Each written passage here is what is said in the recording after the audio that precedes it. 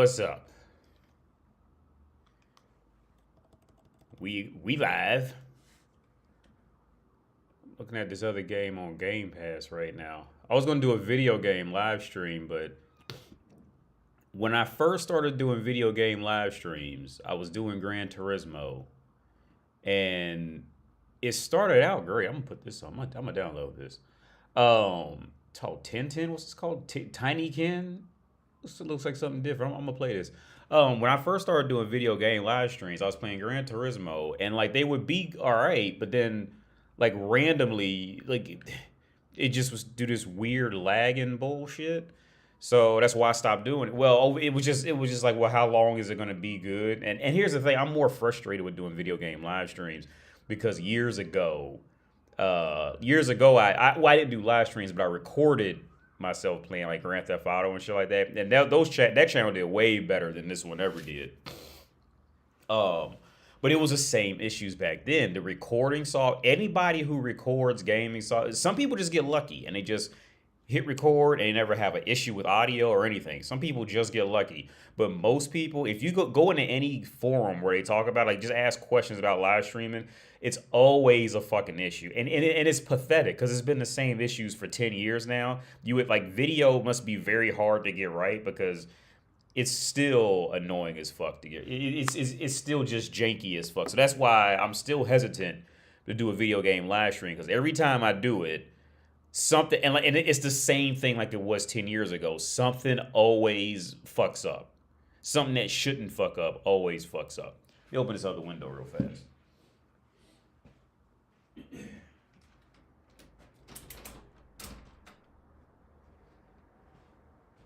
Yeah, because I'm playing right now. I'm playing what's the game called? Hi-Fi or something like that. I'm playing Hi-Fi on Game Pass right now. It's a cool little it's something a little different. Yeah, it's hack and slash, but but you can do it on a beat type of thing. And if it's pretty much like I'd say like lightly Bayonetta, lightly Devil May Cry with that, but it also has this beat mechanic, so you can just hack and slash.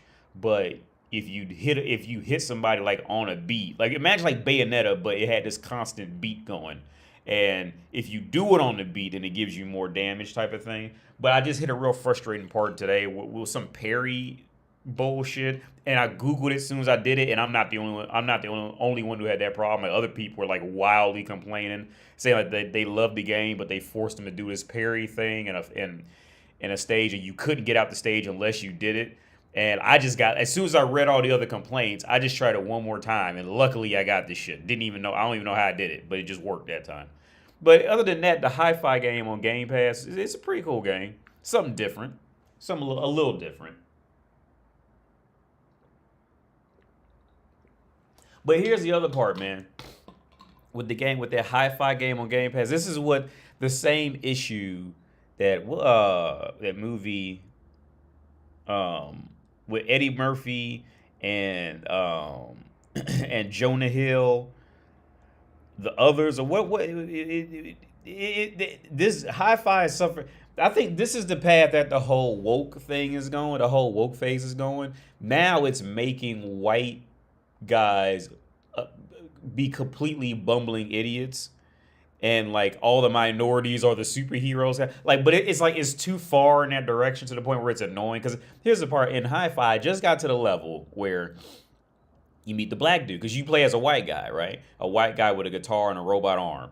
And they made him like a bumbling idiot, which can kind of go work over with just the character, like the way they make it work. He could, but then after a while, then you meet this girl, and she's like the brains behind it. And then I just met this black guy, which they still couldn't get away from the typical stereotype of the black guy being big and strong and punching, and breaking shit with his bare knuckles and shit like that. But they tried to make him like this soft, like, psychological and, it's just really awkward, it really, because it's going like the whole other direction. Because when it was like how it was before, where like, where the white guys were always just like the hero and everybody else was secondary, everybody else would at least try and have like stand a decent chance of like accomplishing a task, but they just couldn't do it until the white guy came and helped them out. Whereas like it's flipped and it's gone to the entirely awkward extreme of making white people just be completely bumbling morons. And it's like, it's like, no, you go in the whole wrong direction.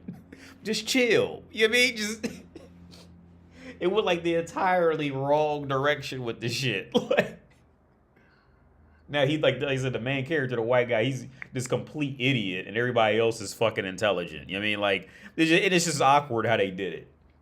I can't think of the movie with Eddie Murphy. You People, yeah, that's it, Elijah. Yeah, You People, yeah. Because I told my girl, that movie, You People, I thought that was a terrible movie.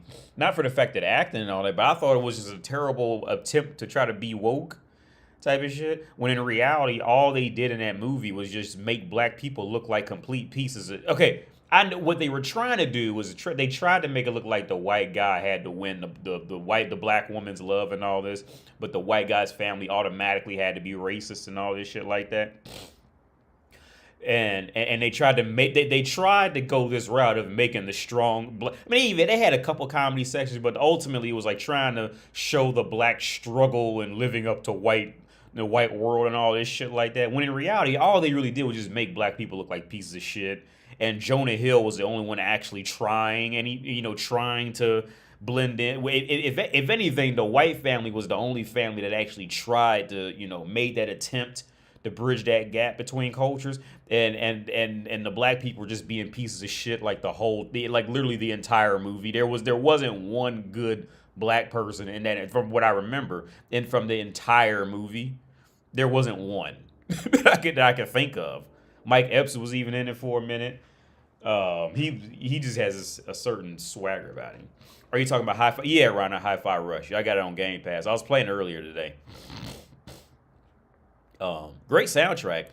But yeah, the reason why I don't game anymore is because I never know if the stream's going to be good. Like, because when I first started doing gaming live streams, I was doing Gran Turismo, and it would start lagging and stuttering, or the audio be fucked up. It was always something.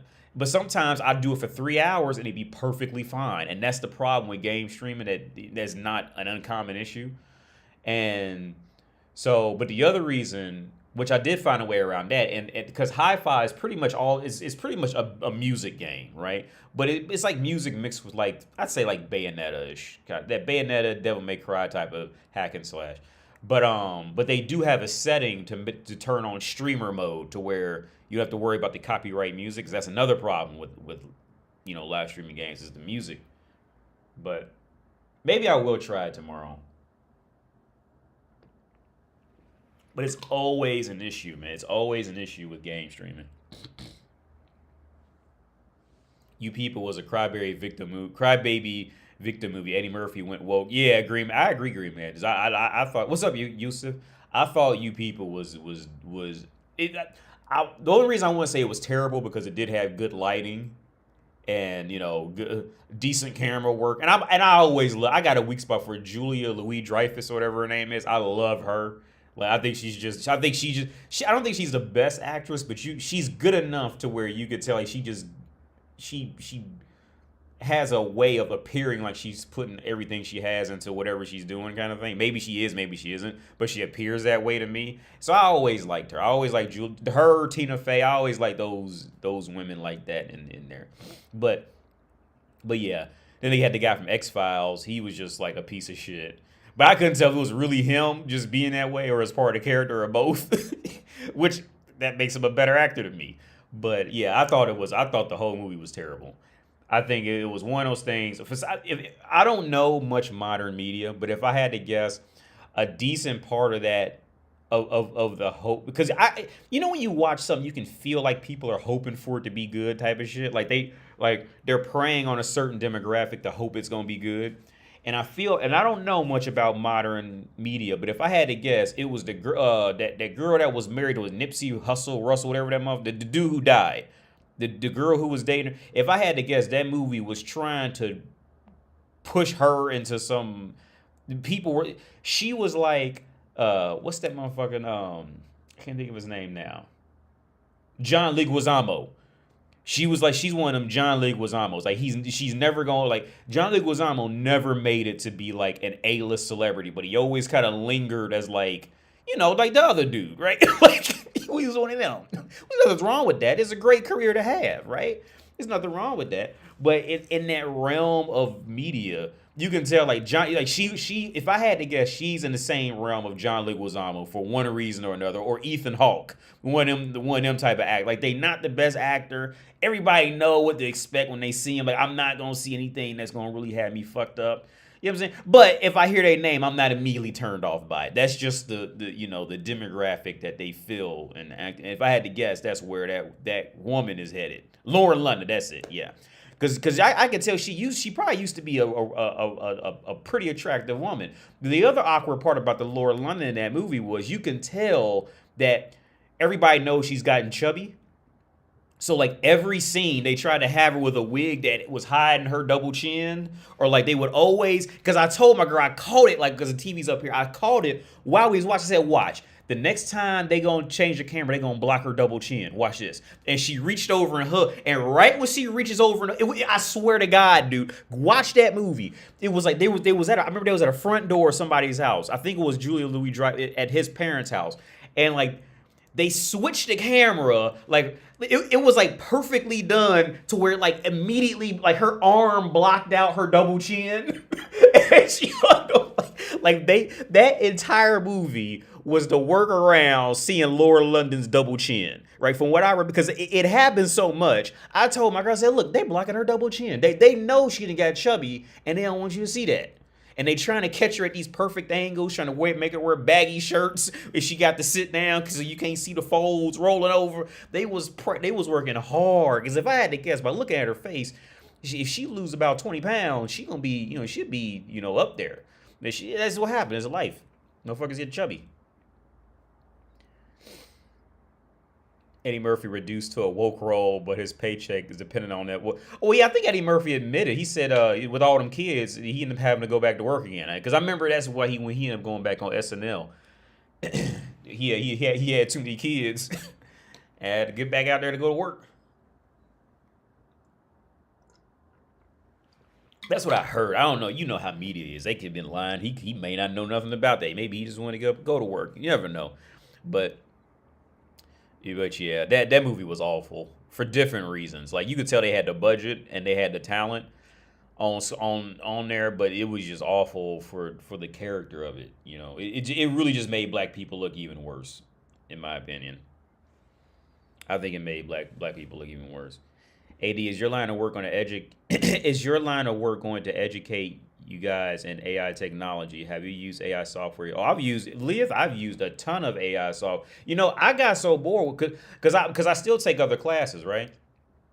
And I'll be real with y'all. I used AI to write a bunch of papers just to see what it would do, right? And you could tell it to write it out and make it because I already know how to write. I worked in the writing center in college, right? I was an English tutor. I already know how to write, right? So I got bored. I said, fuck, I'm going to see just how far I can go with AI, right? With AI or any type of software. So there was one assignment where I had to write a paper from observing a session, right? So what I did was I just recorded the entire session, played it back in Microsoft Word to the speech recognition where it wrote down. The speech recognition wrote down everything pretty much spot on between two people. I took that, cut it up in pieces, put it in ChatGPT, and then told ChatGPT a series of questions, say what happens here. Look, I didn't even have to write in, therapist said this, client said this. ChatGPT figured out who said what and wrote it all out.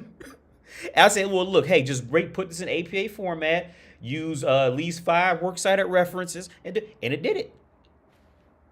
And now here's the other part. Here's the other part that I want to make clear about university, and I'm happy that universities are going to get hit hard by this. When ChatGPT first came out, when I first came aware of it, let's say that. Universities tried to say, oh, well, we have software they'll be able to tell if you use the AI. No, they don't. No, they don't. The motherfuckers is using Turnitin. I can't think of it. I just remember Turnitin now. This is just this little thing where you upload it and it just searches it. But here's the thing. My uncle, the gay uncle I told you guys about, he had I forget what, he had a doctorate in something, but he was always a university professor, right? So if anything, so this is another reason why I learned how to write so well so early on was because I was reading I was going over the papers that he was going over and then trying to find any issues going on with that, right? So it got to the point where I was essentially grading doctorate level papers while I was in my associate's degree program at a community college, right? So here's the thing, most teachers, okay, you will find some teachers who genuinely read through all the papers, but most teachers, especially if it's anything that has to do with online, they're going to put that shit right in the program, and they're going to let, the teachers ain't reading nothing. They ain't grading nothing. They rely on the program, right? But the program, those anti-plagiarism programs, that's exactly what it is.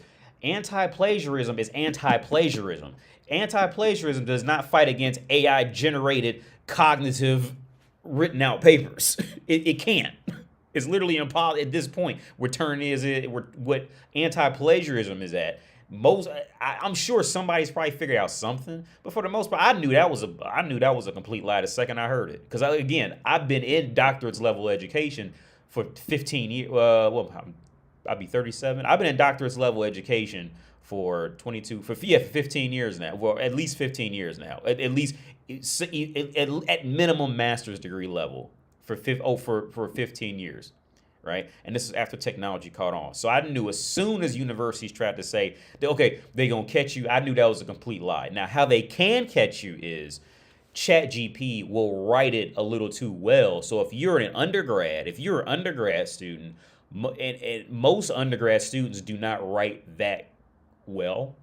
Right now, I write to the point where you couldn't tell if I wrote it or ChatGPT wrote it, right? Unless, like, sometimes ChatGPT will just kind of start off every sentence with the same beginning, but then after that it goes into whatever. So you'd have to go through and just edit that beginning. But I can write so well where you can't tell if it was ChatGPT or if it was me, right? You would have a hard time trying to figure that out. But now where universities can catch you is if you're an undergrad, and if you're in any form of undergrad and you try to use ChatGPT, it's going to be written too well, right? And most associates and bachelor's students don't write that well, don't write that concisely, that directly. Most of them they're not going to have that skill. Majority that I came across. And to be fair, I didn't go to the best schools in America, so take that, how you will. But in my area where I went to school at, no, those kids, if people at the universities, at majority universities where I come from, if they tried to use ChatGPT, yeah, the universities will catch them, but not because they ran it through some software. It's because it was written too well and they can smell it on them like that. Yeah, like you didn't write this, bro. Right? It's one of them things. What's up, CGI? Look up Lauren London on King Magazine. Yeah, I can see it in her face. I can see it in her face. Like she was definitely like the girl in her neighborhood, city, town, whatever. I could see it in her for sure. She has the facial structure and the complexion. Yeah, I could definitely see that. She got chubby.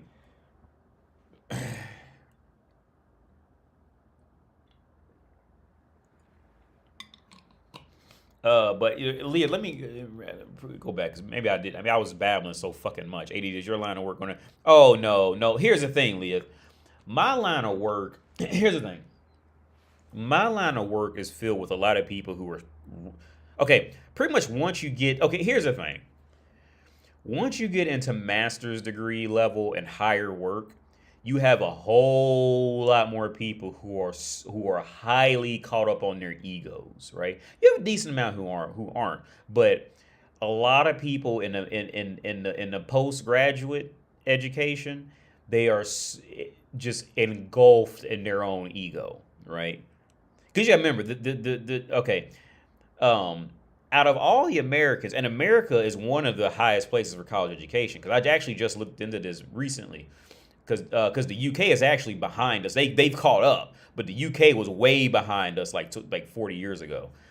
So because I think it was only like 5 or 8% of all UK citizens were college educated, whereas in America it was always like 15-16%, and then it just keeps going up. And UK has caught up, but I'm pretty sure they're still a little behind. But if you look so roughly 1/3 of the population in North America has a bachelor's degree, and then roughly 1 out of 10 will have a master's degree in North America. And then I think it's like 2% have a doctorate in North America, right? Um, so for that top, let's just say 15%. Give or take numbers.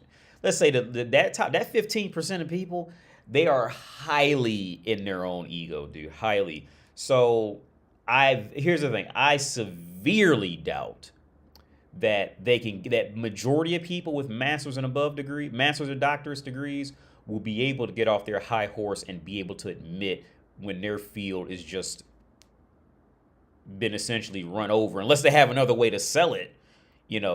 Their field is just going to be obsolete, right? Many of them will not get off their high horse. I can see it, because I remember how my uncle was. He was really into himself with that ego.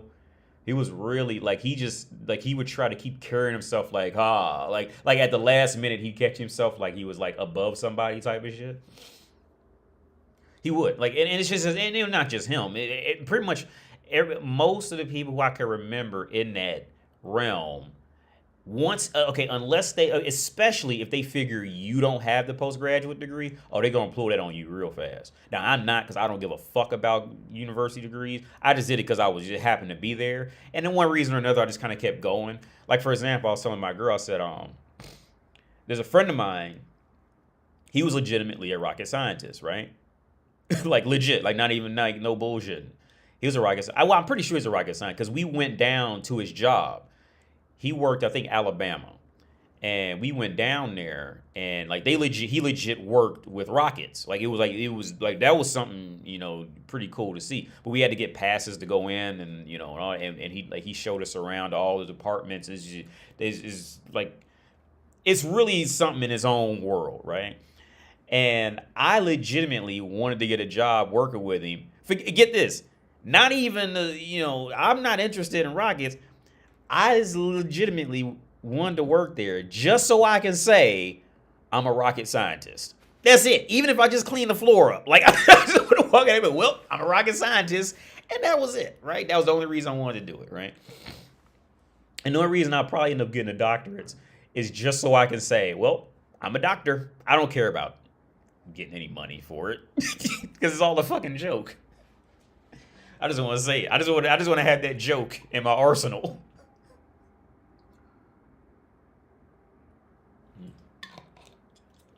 But I forget where, because see, I had no idea how many rockets go up. I had no idea how many satellites there are around. Like, until we went there and he started educating me on it, I had no idea, because they were putting the shit together. And at the top he said even now cork is still the best material to use for when the spaceship it's leaving out the Earth. I'm pretty sure that's what it was. That's what it was doing. He said cork is still is very cheap, and it's still by far the best material you can use, that they can use for. So they still use cork. It's real cheap. But I learned a lot of little stuff, man. Like, I can't remember the top of my head now, but that was a really crazy experience. But I had no idea, like, all this shit that, like, I think the electric bill a month is like $200,000 or something crazy like that. The electric bill alone in a place like that. I'm so happy that I don't know who all they. Okay, I'm kind of confused on that. Do you know anything about the maritime industry? I'm going to a maritime academy to eventually become a ship captain. Leah, no, but I have a neighbor 2 or 3 floors down. Now, he did that. He did something, because we hung out one night, went to a bar, because he has another house outside of Prague somewhere. So every now and then I see him when he comes back, and we talk for a minute. But the last time we hung out, he did that, and I think he said he was taking aluminum or something. He was taking, no, it wasn't aluminum, because Russia, was it Russia? No, Germany's getting aluminum from Russia, I think, right now.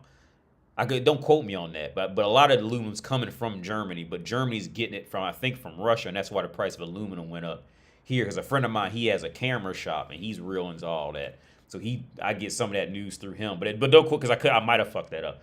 But he was the friend of the guy I know in this building. He was some type of metal out there, I think Singapore, by boat, And he was just telling me how he had, because COVID just wrecked his whole, he had bars out there. I think it was Singapore. It was one of those Asian countries. He had bars out there and was getting metal out there, but COVID just destroyed all that. And he said all the people, all the employees out there stole all his shit. He just lost everything after COVID.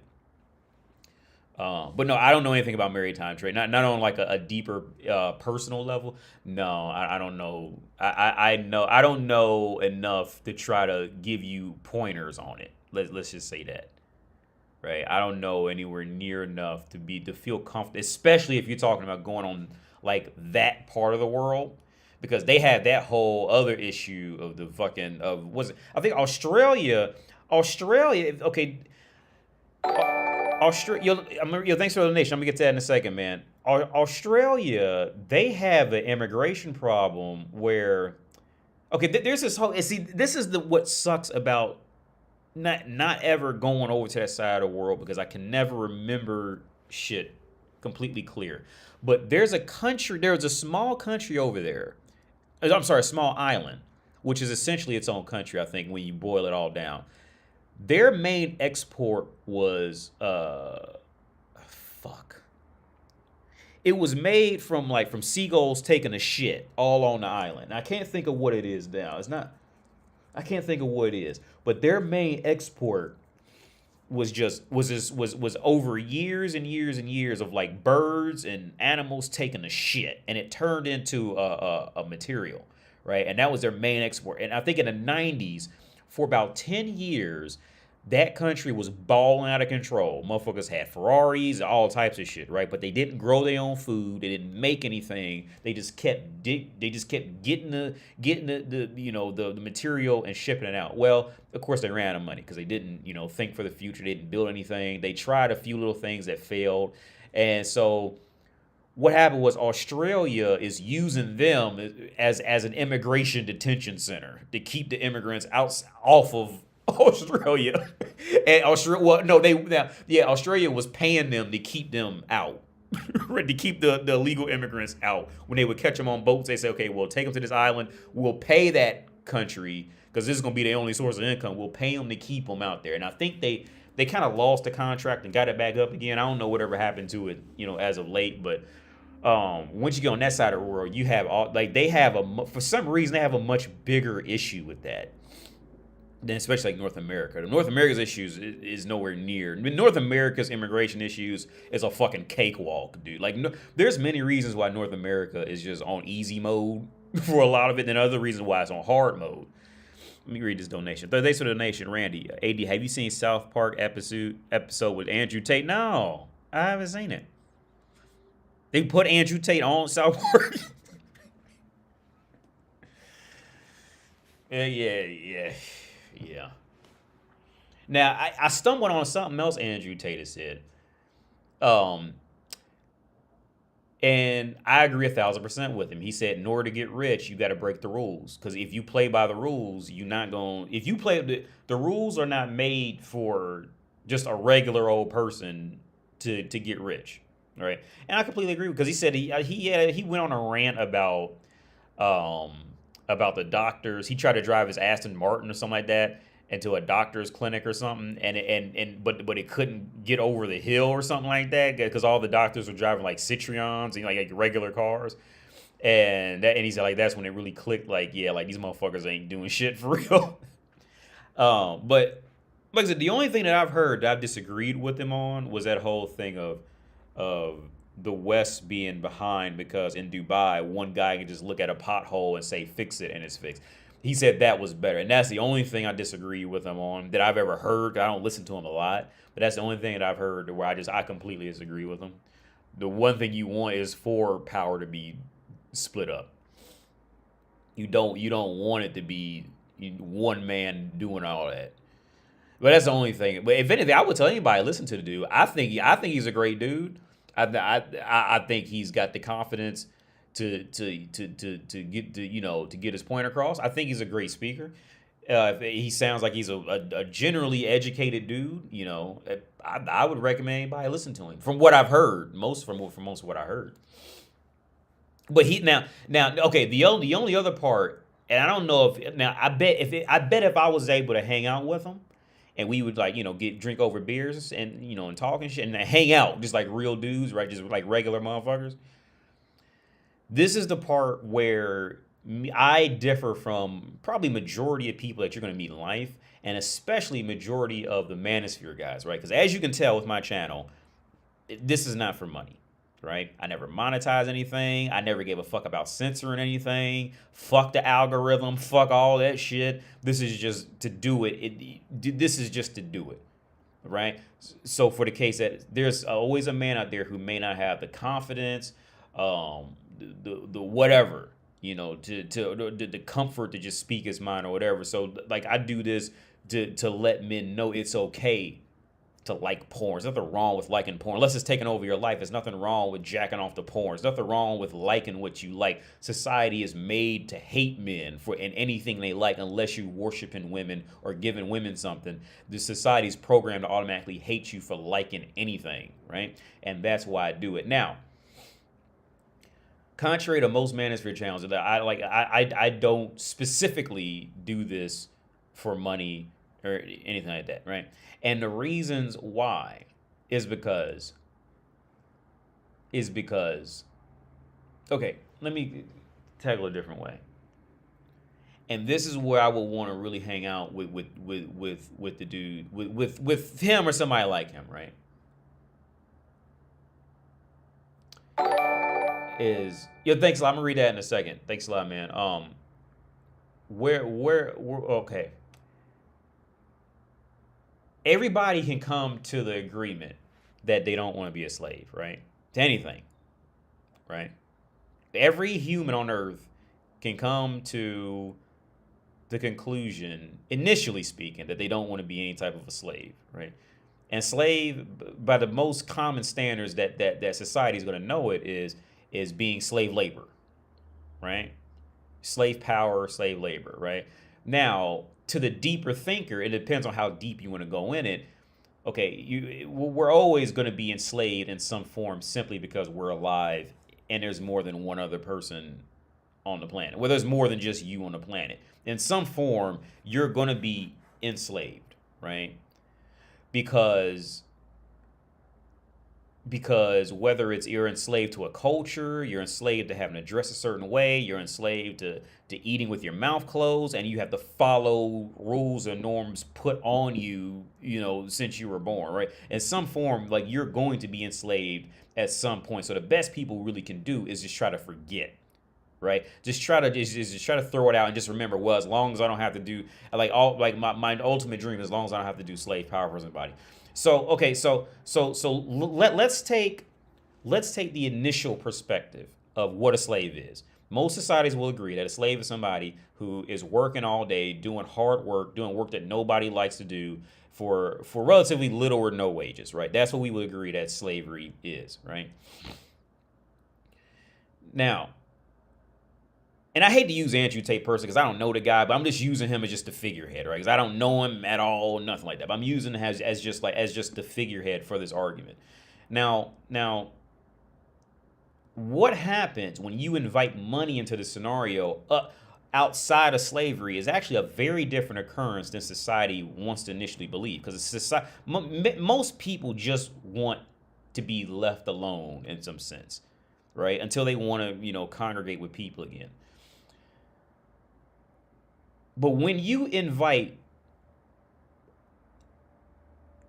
livable wages of money, right? Once you invite that in, no matter how you do it, right? No matter how you're going to do it, at some point, you're going to become enslaved mentally with this shit, right? Because now you got to keep up a certain persona. Now you're enslaved to it. Because now let's say somebody gives you $1 million. Well, where are you going to put it? Where are you going to keep it? Who can you trust with it? Are you going to just get bored and spend it all on something and hate yourself too much? See, that the value itself will end up owning most people, right? Because let's be real about it. Let's be all the way real about it. If Bill Gates was so gangster, why don't he give the shit all away tonight and go live in a homeless shelter? Because even with Bill Gates, a small part of him is like, no, not And in reality, the money is still owning him, right? And this is what I would go on. Oh shit, TV turned off. This is what I would go on a while back on how, like, there's rich problems that, like, there's benefits to being poor.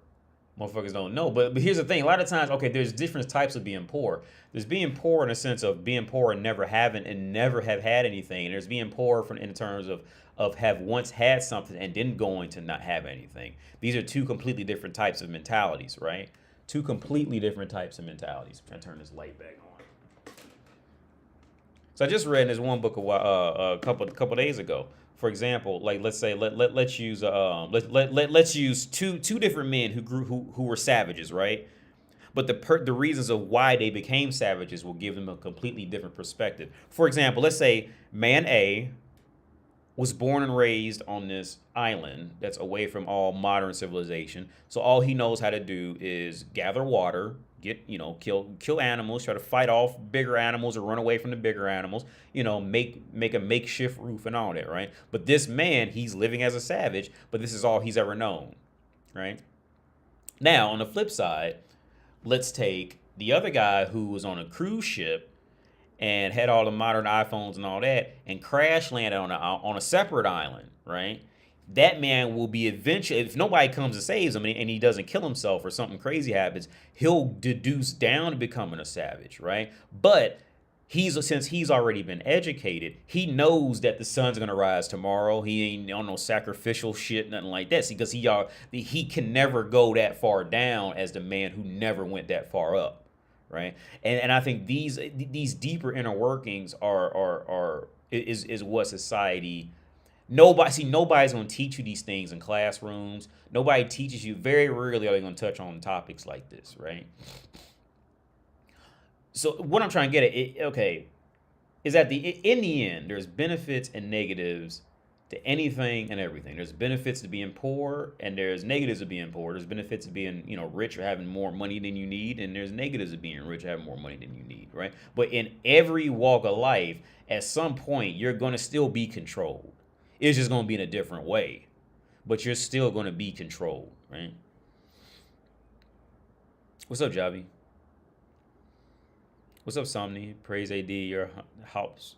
Real. What's up, AD, man? What's up, Mount K-Town? I wanted to know what your opinion on BRICS. Why do I know what that is, but I don't know what that is? Let me Google it.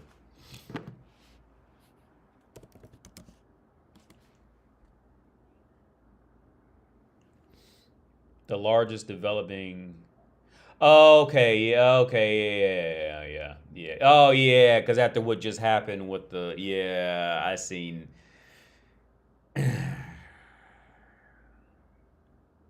China is wild. But I was just reading on this too, man, how because democracy in the UK and America that had a huge head start in developing and being a developed country because they were essentially built off of just brutal direct slavery, and then they just kind of reaped all the rewards and benefits after they came back and said it was illegal for anybody else to do it. You know what I mean? So it's like so but yeah, Brazil, South America is just fucked on a whole. And it has nothing to do with like with South Americans as a people. It's the history and how it became. There's just no India. I would say India and South America are pretty much in the same boat. From my knowledge on it, both of those areas pretty much came to become in modern times from just being steamrolled, and then we're cut loose. Say, okay, go be free, and then it's society, and then the West Power just expected them to just figure it out. I say part was South Africa. They got the huge tie-ins with China, so that's essentially the same shit. But yeah, Russia has all those fucking resources. I'm gonna say good luck with China and Russia. To all them other motherfuckers. That's all I can say. With the motherfucker, good luck with China and Russia. That's the best I got. But, oof.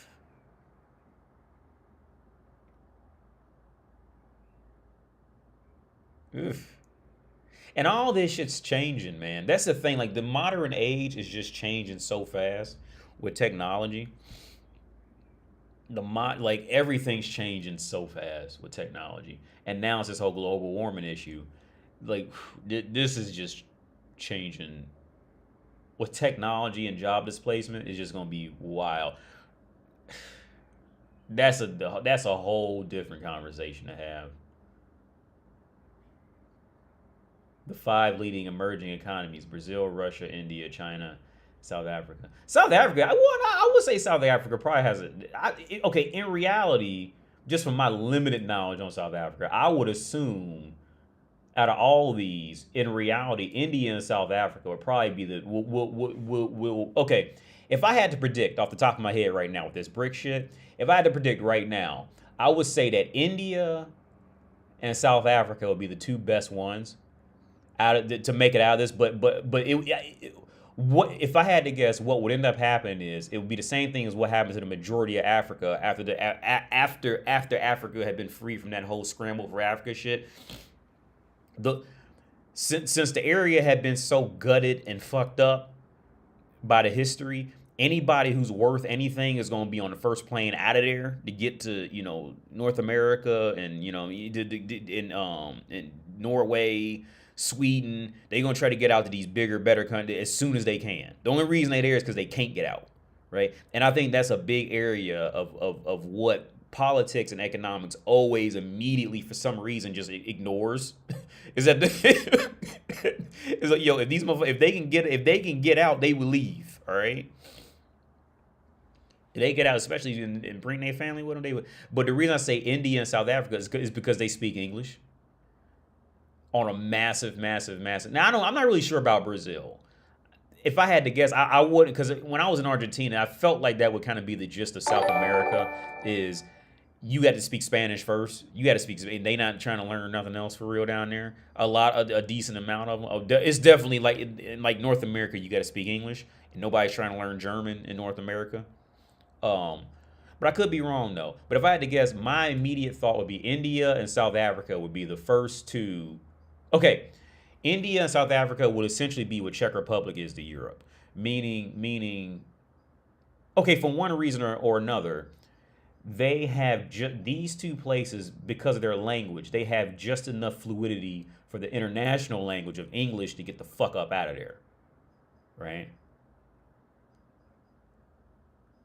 Of speaking, reading, writing English, because India, of course, they're from history, and South Africa from history. Those two places would be the first, if I had to guess, and they're gonna leave all that other shit behind. If they can, they're gonna leave that shit behind. AD, what do you think about genocide equivalent? Nuclear bomb says. AD, what do you think about genocide equivalent to a Holocaust taking place in? Oh yeah, against the Uyghurs or whatever. Yeah. I haven't looked at that in a while. Is the world's factory other countries? But because China is the world's factory, other countries just let it happen. Well, yeah, nuclear, but yeah, that's a good point. Yeah, China is the world factory. Motherfuckers, because yeah, they had that. Well, yeah, that's a good point. With the Uyghurs, I'm pretty sure I'm pronouncing that right. I still remember I watched this interview, I think it was on BBC, where they got a Chinese ambassador out to the BBC, and the BBC was just grilling him, right? Like, yo, this area had 90% of Uyghurs, and over the last 10 years, they dwindled down to 30%. Where 60% of these motherfuckers go? It's, oh, well, they chilling on the other side of town. They just like, get the fuck out of here. Where these motherfuckers go? And you could tell he was lying. Like, you know he was lying. I'm so living with that here, in here, burp. What's up, AD? Hope you and the fam are doing. Yeah, everything's good. But yeah, the BRICS thing. This is a good chance for. Okay, now on the back end, like I think Brazil. I got into India for a good little while, man. India just needs some help because there is no excuse. I mean, I don't say there's no excuse. That's a horrible use of words. They have tons of natural resources. Tons of it, right? and to be in a position where they might reach, certainly them motherfuckers need to be at the top. So, you know what I mean? Of export. The British fucked them over hard. It ain't funny. I'm laughing, but that shit ain't funny. Because here's the thing, and compare it in India to what I know about Africa from just basic reading.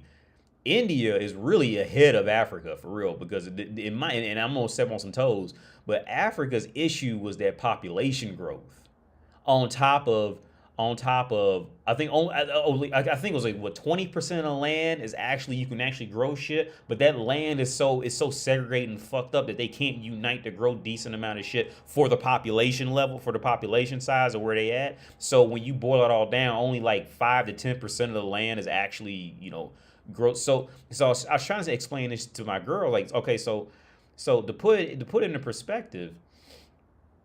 I was telling her, you can't eat gold, right? You can't drink oil.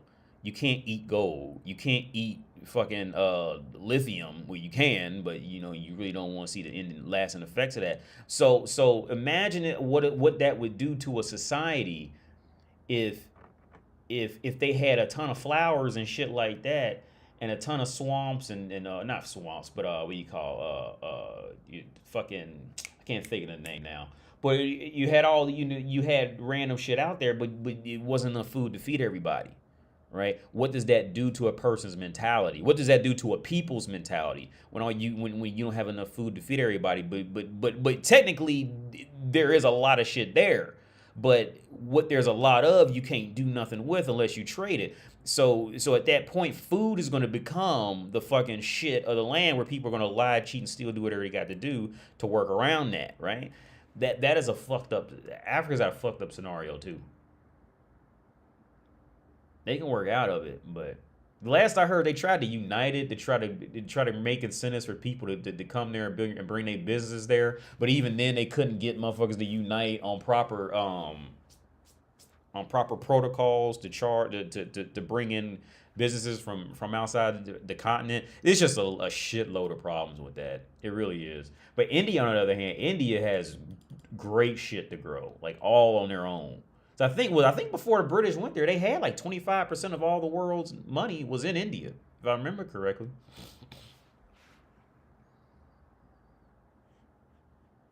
AD, how close are you to applying for citizenship in the Czech Republic? Oh, I'm not even gonna. As long as I got residency, I don't care about citizenship. I got a residency, but I don't have citizenship, and I honestly just don't. Personally, I just don't care about citizenship. Ever still look for a TV?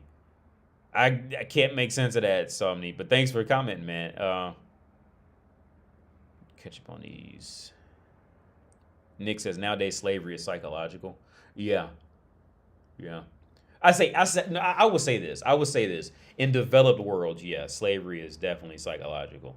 In developed worlds, it's definitely psychological, man. Oh yeah, where I was going with Andrew Tate, because I watched something where he had a watch that was like $400,000, and like my immediate thought is like, what are you gonna do with a $400,000 watch? I got on it was some clip where it was showing these guys talking about money, and these guys are spending like $500,000, $1 million on a watch. It's like, okay, like what use do you have for this? You mean like a watch? Like, see, at some point you become enslaved to the money, of thinking that you had this. I mean, really think about it. Okay, now when I say this,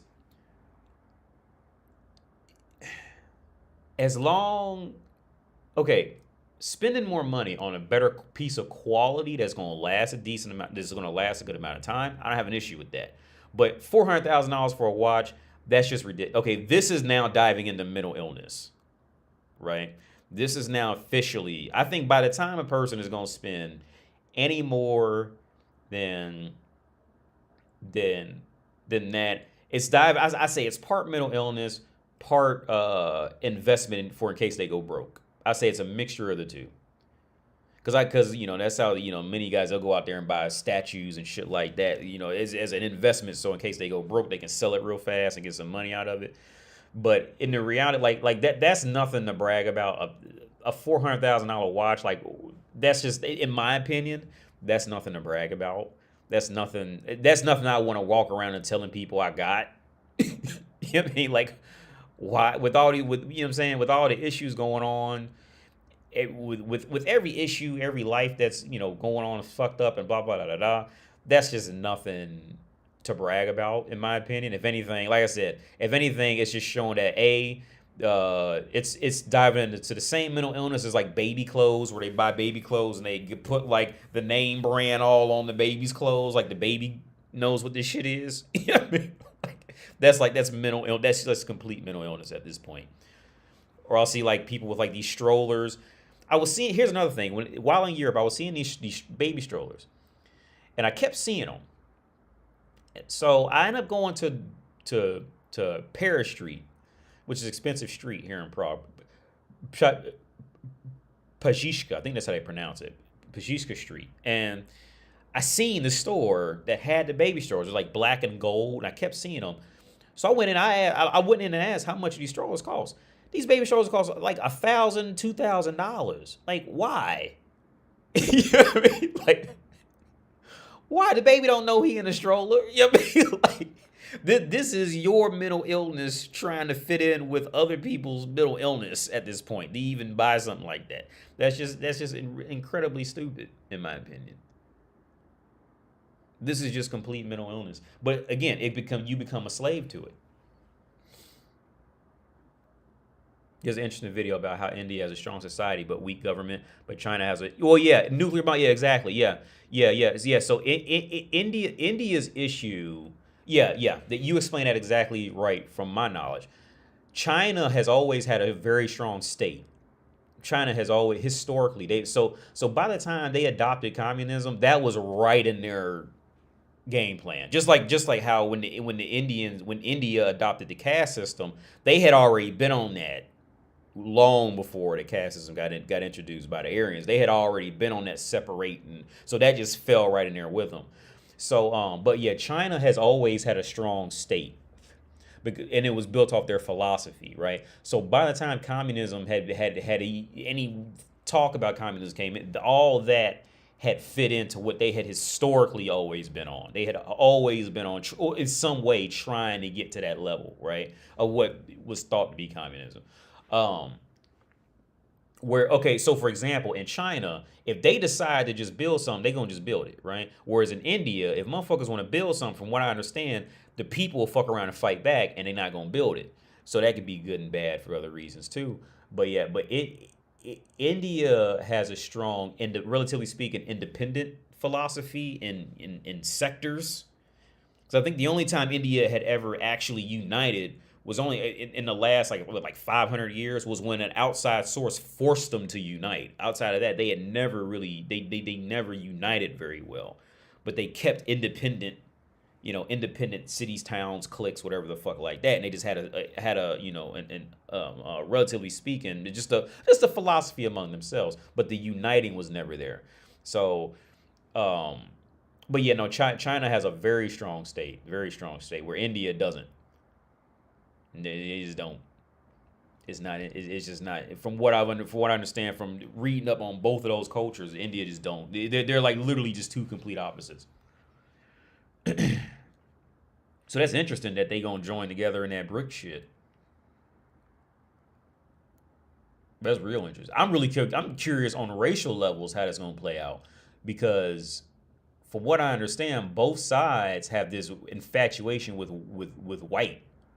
So I'm kind of curious, like how that's just gonna play out, because both of them have both of those areas have this infatuation with white. If it's white, then it's right, and don't ask no questions. If it's white, it is automatically right. Like, I'm really curious. That's a very interesting dynamic. I'd be curious to keep tabs on. Yeah. You doing a live stream request today? Yeah. It was 8:10. Yeah, I'll do one. What are your thoughts on socialism? Because people start realizing the failures of capitalism and it's going away. Well, man, yeah. So the thing is, man, My thoughts on socialism is is okay. My socialism is, in my opinion, alchemy, like with my professional field, but in a different way.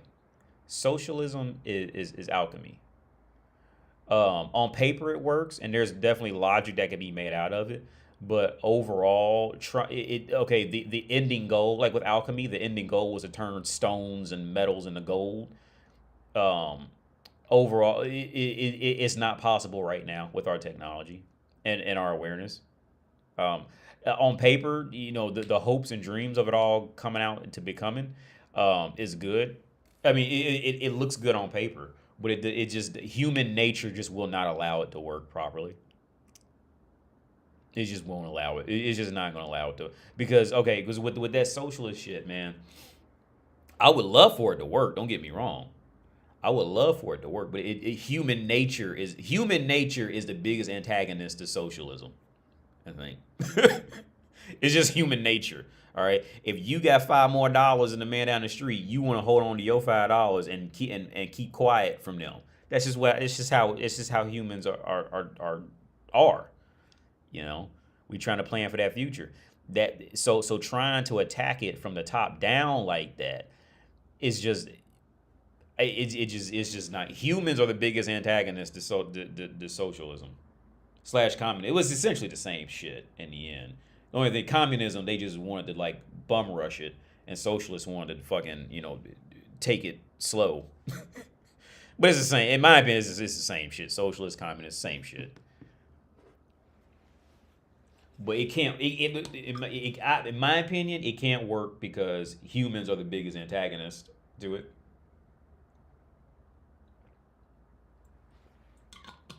Humans and human nature.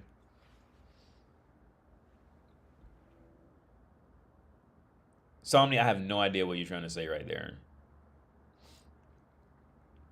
But yo, I'm impressed because I'm pretty sure you're Russian, so I'm pretty impressed that you even got the English keyboard down that well, right? Because I tried typing on a Russian keyboard, I couldn't do it. That's a challenge.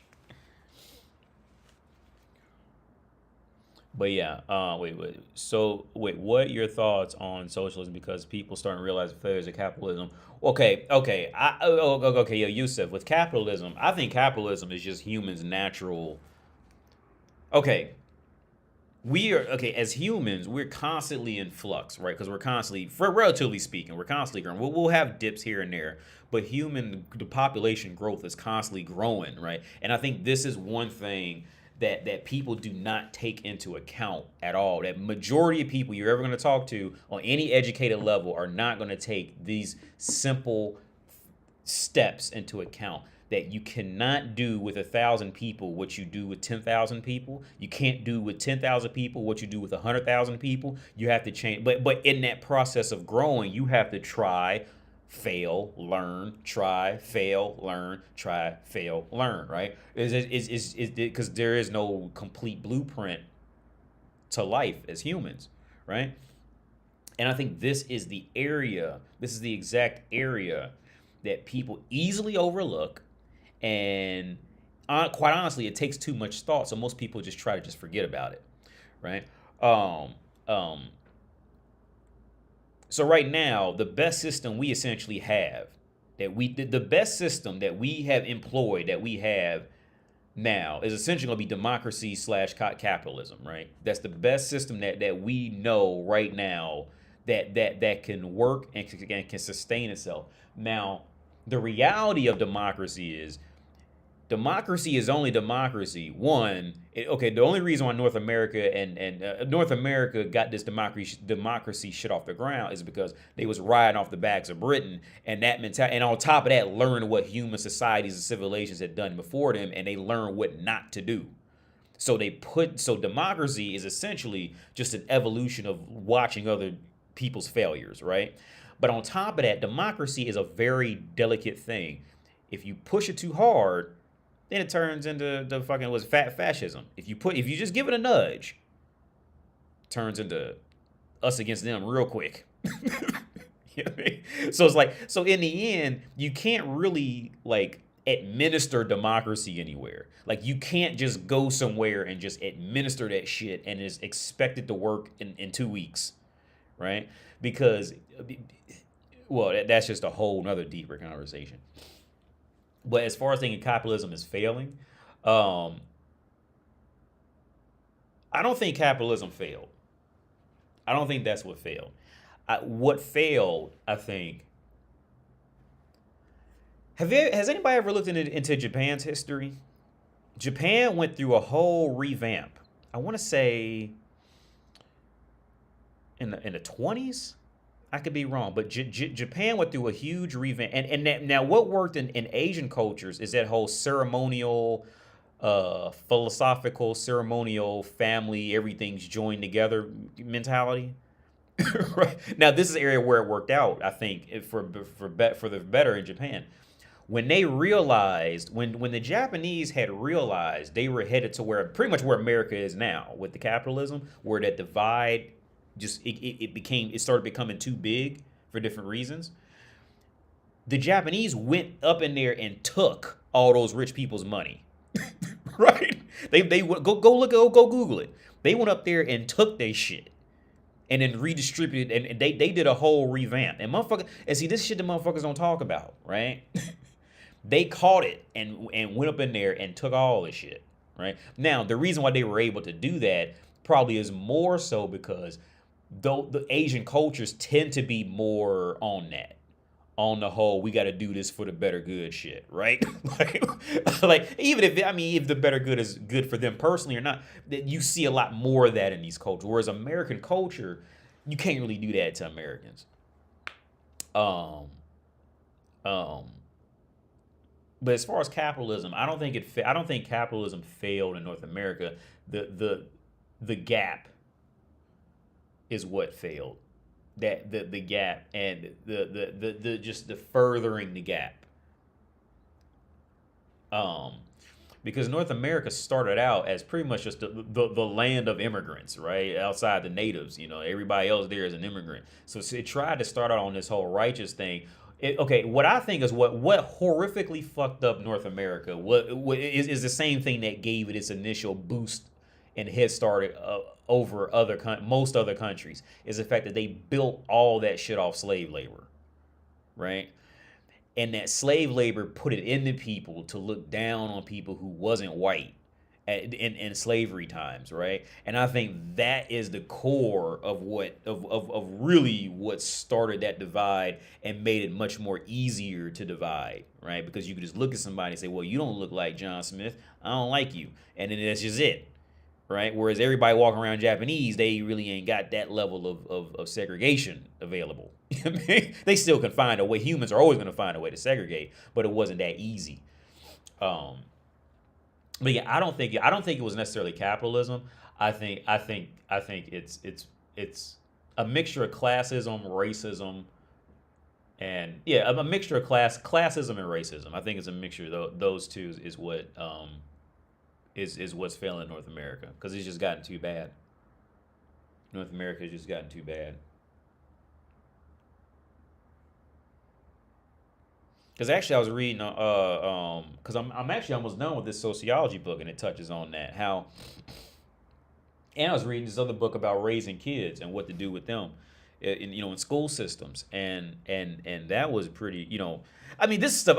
Here's the thing, because I wrote my 30-page thesis on this in college, fucking 8 years ago, right? Um, but all these things play part in it because humans just like to be around what already looks like them, walks like them, talk like them, right? We just is what we do, right? So, for example, as an American, I'm from Ohio. When I'm over here and I meet somebody from Nevada, we are immediately friends because we walk and talk more similar than the Czechs, how we walk and talk with the Czechs. So we automatically can talk for a minute, right? Because it's just human shit. Now they could be white, they could be Pakistan, whatever the fuck, but they was born in Nevada or spent a lot of time in Nevada to the point where they took over that culture. I'm more like them now, right? And it's just a human thing. Whereas in North America, well, North America's wealth was built off slave labor, right? The overwhelming majority of it in one way or another was built off of, was just directly built off slave labor. So after that slave labor was done, okay, North America had a very special situation because that direct racially based slave labor, the Industrial Revolution, those two things I think were off the top of my head, those two were the big initiators in setting in motion that huge class divide, right? Because with the Industrial Revolution, that gave rise to that whole middle class, right? Well, that middle class is still going to be made up of the majority people because people are going to want in the job markets. People are going to want to work around people who walk like them, talk like them, right? So who's going to be hiring? It's not going to be the blacks. It's not going to be the Mexicans. It's not going to be them. Who's going to be hiring? It's going to be the white guys who are hiring, right? And who are the white guys going to hire? They're going to hire other white guys, right? And they did it, and it went so crazy to the point where North America had to write laws stating you have to hire at least this amount of people who aren't white, or else we gonna put you in trouble, right? That's how bad it was, right? And I'm not like bashing white people. This is just what humans do, right? It'd be the same thing. I'm sure it's the same thing in wherever you go with whatever class of people that's there. So with that Industrial Revolution, that gave that rise to that middle class. That middle class then goes off. They start little businesses here and there. They grow, they build, and they gonna hire more people look like them and continue to kick out people who don't look like them. And it's just, and you'll find, people who maybe went against the grain here or there, but for the most part, that's what it's gonna be, right? Then on top of that, populations keep growing. So guess what? Money gets thinner, right? So then what happens? Alex, who got a job because his dad's brother owned his business and he got a job in there making $100,000 a year. Well, Alex had a son. By the time his son grows up, he didn't get an education as good for whatever. Maybe he just got too spoiled. Maybe he didn't like school, whatever. He didn't like it, but he had the know power on how to get money out of society. Who do you always go to get money out of society? You go to the poor people. So Alex's son now goes out and comes up with check cashing places or whatever the fuck to take money out of these poor communities, and it's just going to keep that divide going, right? Because now the first thing to go once you reach poverty is thought and access to creative thinking resources. So the poor can never build up, right? On top of that, now it's become their culture to be that way, and that's what I said a while back. Once you fall in that poverty trap, that is a hard trap to get out of, right? Unless you live in a wealthy country, and even then it's hard because you got to fight so many more obstacles than the privileged do, right? Because when you're in that poverty trap, it's the same thing like living in a homeless shelter or living as a tramp, right? Once you become a tramp, and you're homeless and you're walking around with old stinking shoes, ain't brushed your teeth, you've been walking all day just to make it to another homeless shelter, you not walking and talking like people working on Wall Street. So they don't want to be around you. They don't want to hire you. They don't want to look at you. They don't want to touch you, right? So the tramp has to keep going off of being a tramp, and that's how that divide starts. They've become this culture, right? This culture, the culture is more important than the education, right? Because just as quick as this dude on Wall Street ignored this hobo, this tramp, this dude on Wall Street see a clean, well-dressed dude who has, decent manners, he'll fuck around and hire that uneducated dude because he looks like him and walks like him over this tramp who may have had a master's in accounting, right? Because he just don't want to be around him, right? So, like, and I think humanity as humans, we try to think ourselves as better than animals because we can become educated. But on the back end, we do the same shit that animals do, right? We'll overlook education because something looks like us.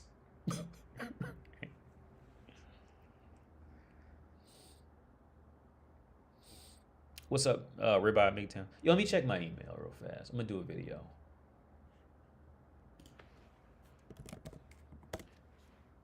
But these are topics. See, these are topics that if you go on like Reels or something like that, like, and you'll see these like these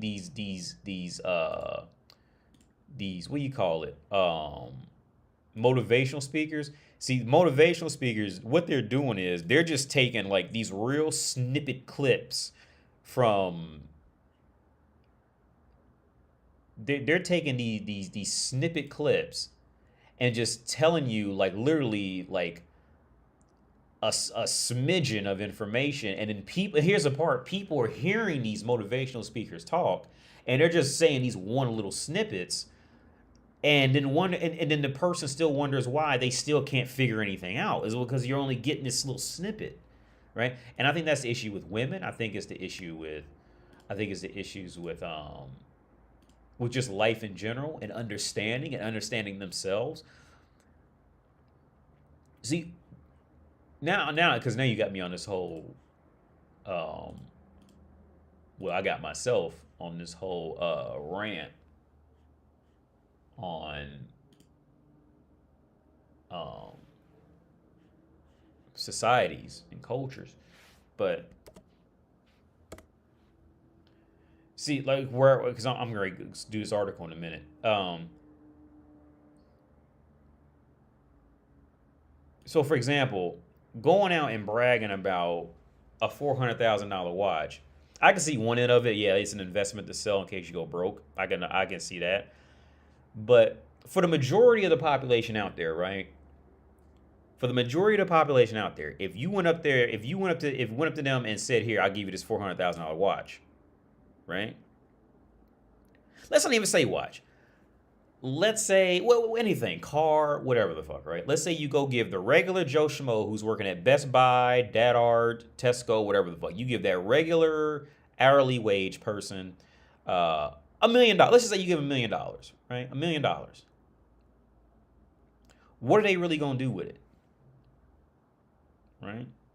What will they really do with it? Majority of them will have lost it within the year for one reason or another.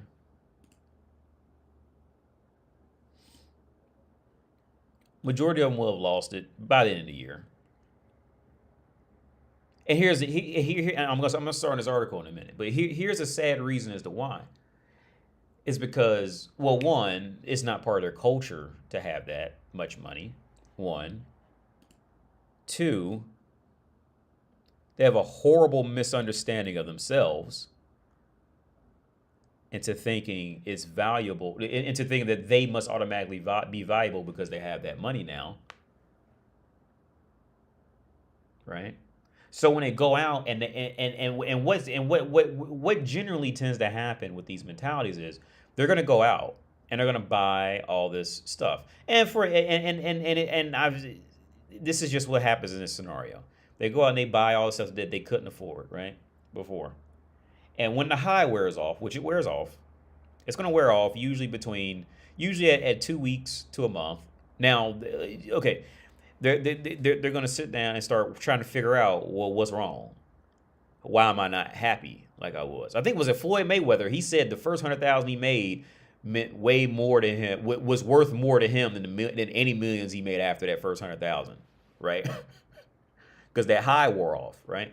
And this is a big issue. And see, they never teach you this shit in schools. They never talk about it. No teacher ever wants to bring this up in schools or talk about it. It's not on any curriculum, because the reason why it's not on any curriculum is because there's a chance you might figure out who the fuck you really are in life. And once you figure out who the fuck you really are in life, it's very hard to going back and playing a slave game. See, here's the thing. Most people think that it's hard to go out there and play the slave game. They think that because they think they just don't want to be a slave, right? But it's a far bigger challenge to understand who and what you are, who and what the fuck you actually are. That's the bigger challenge. Right? And this is why I said a while back, a lot of people really don't need to be free. Like in terms of working and being slave labor, a lot of people, they think they want it, but they really don't want that. Right? And a lot of people self-sabotage themselves back into it, back into slavery. They really don't. A lot of people don't belong with that. So, and here's the sad part is, because I told you guys, I'm gonna start this video. I'm starting this article in a minute, but I told you guys when I first came here, and I went to Show Park, right? And I had never seen anything like that before in my life. Just beautiful women standing up in a good mood, dressed well, you know, clean, trying to fuck for $50, right? These are women that in America would literally only exist in your dreams. Literally. Right? And these bitches are fucking for cheaper than a good night out. And they look this good, right? So after my time of being high wore out, I would have to ask myself, how come I don't want to go to Show Park anymore? Right? And that was a big personal growth of, I had to come to terms with saying, oh, like it's okay that I just don't want to have sex with a beautiful woman now. I had to seriously, okay, not just one beautiful woman, but any woman you see in there, right? I had to come to that. That was a hard thing to come to terms with, because it's like, well, who am I? What the fuck, what the fuck am I doing? That's just one area of it, right? Learning who and what the fuck you really are, and then looking back on what you were and trying to analyze where things could have went wrong mentally for you and why you even ended up on this path in the first place. This, that, and the third. How you say in Ohio? This, that, and the third. These are much deeper issues, right? Actually, I think I still have it up. I think I took a picture of it somewhere. Oh, yeah. Hang on.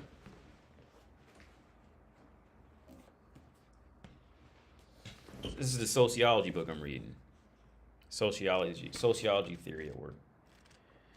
And it's actually broken down in here. Here's the sad part about human existence is that all these mysteries you got, all these questions you have, has been documented 200 years ago. But it's hidden in a book. So nobody's going to find it. And motherfuckers gonna keep doing the same shit for generations. All these questions you have. Where was it at? It was a while back. But it was broken down on the exchange. I took a picture of it. I know I took a picture of it. If I can find it. Here it is. Economic organization and meaning in worlds of work. And it's broken down into wages and the moral. I'm sorry, the type of the market systems, associative, communal, and moral alignment. So the meaning of the market is you pay and I'll work. Right?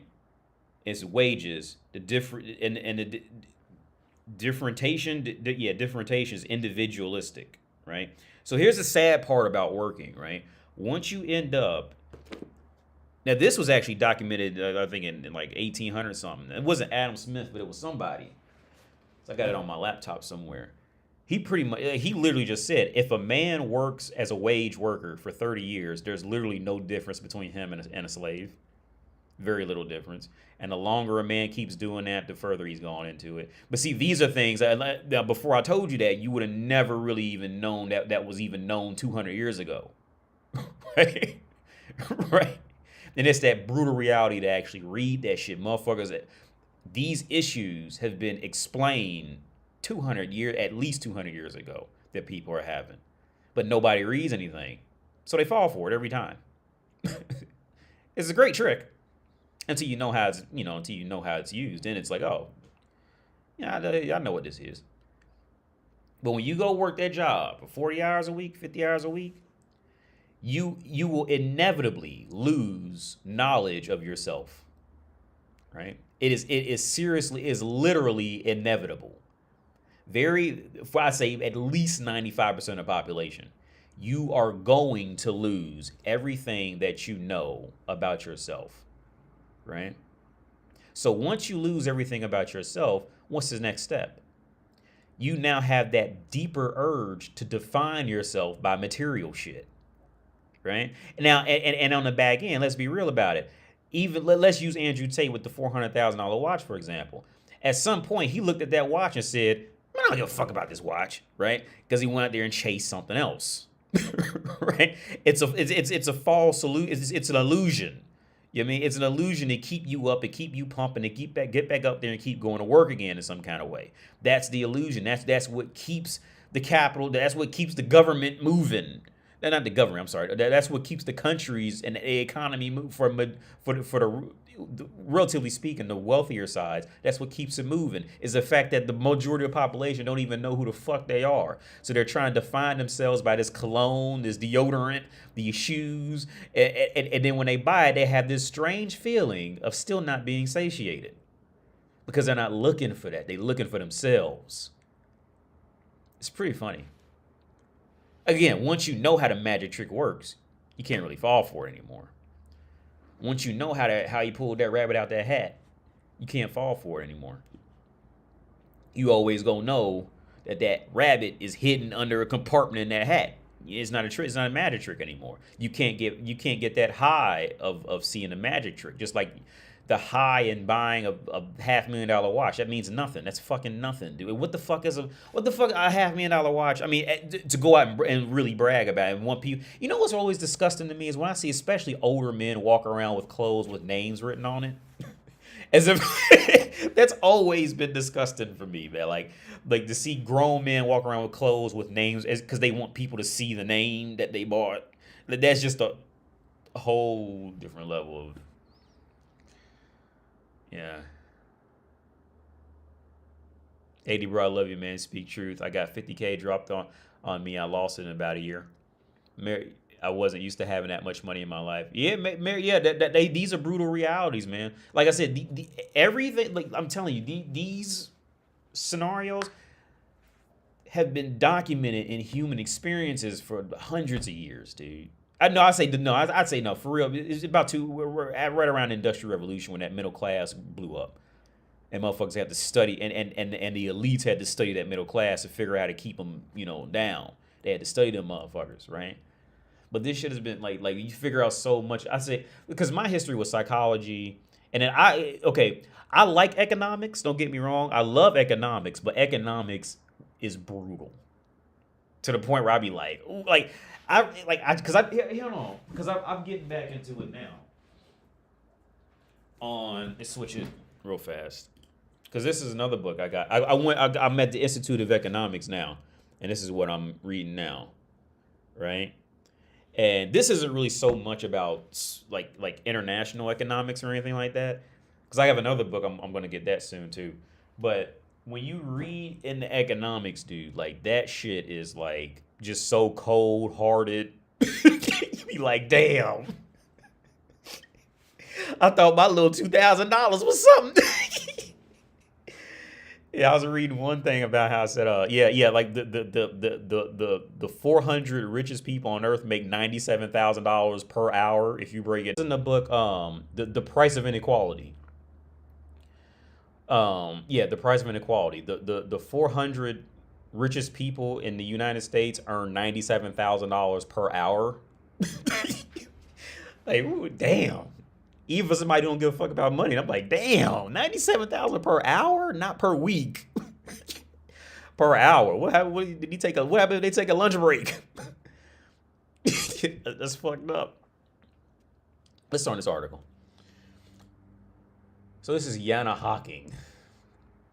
I am guilty of a horrendous crime on dating apps that's left me single, confesses Yana Hawking. And if you learn from my mistake, you might just meet the perfect man. Well, yeah, just be the opposite of Yana Hawking and you be all right in life. That's pretty simple logic right there.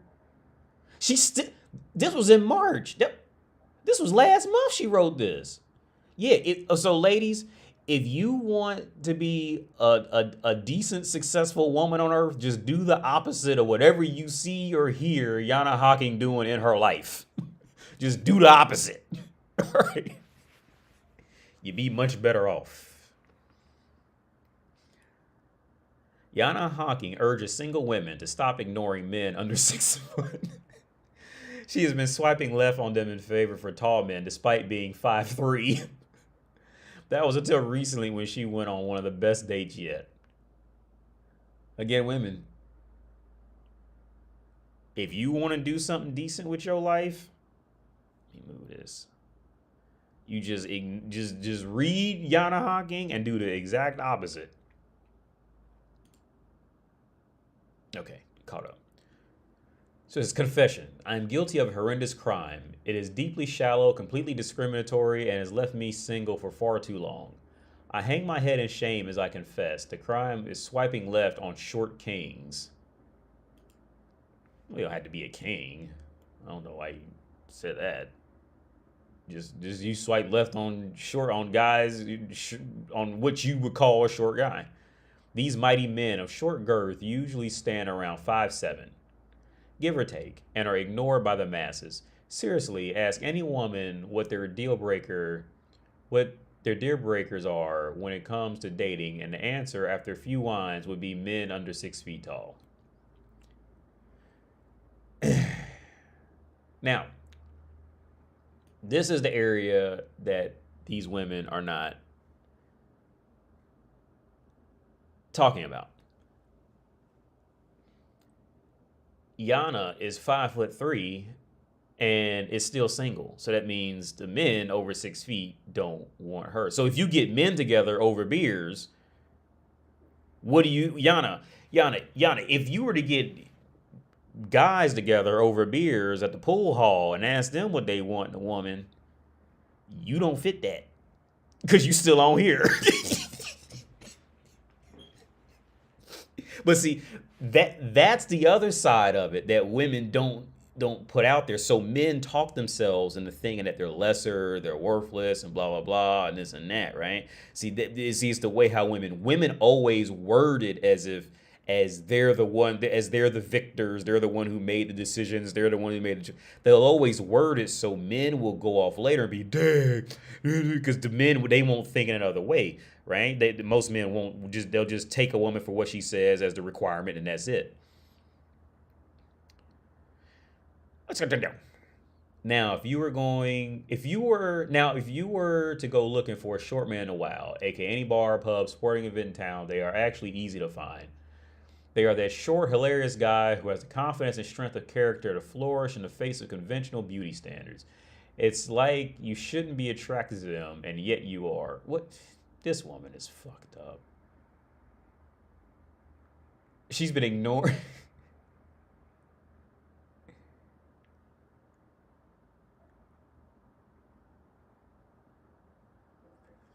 He carries himself like a 6-foot bloke.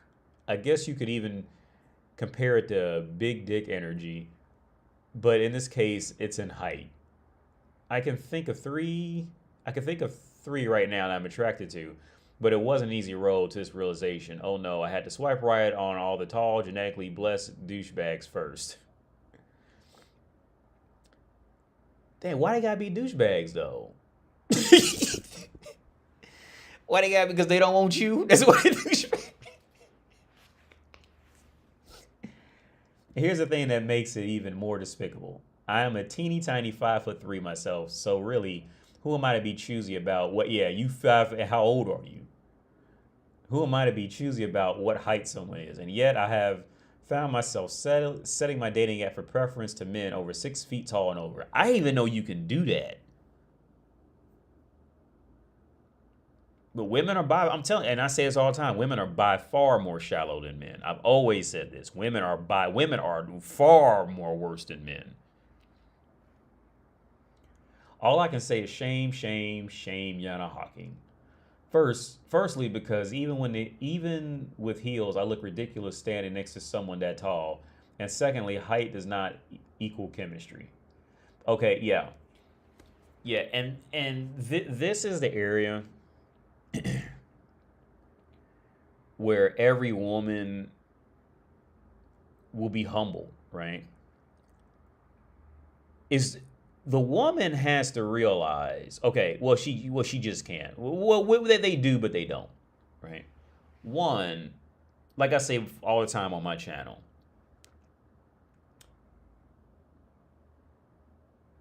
women do not have genuine independent thought. They just don't.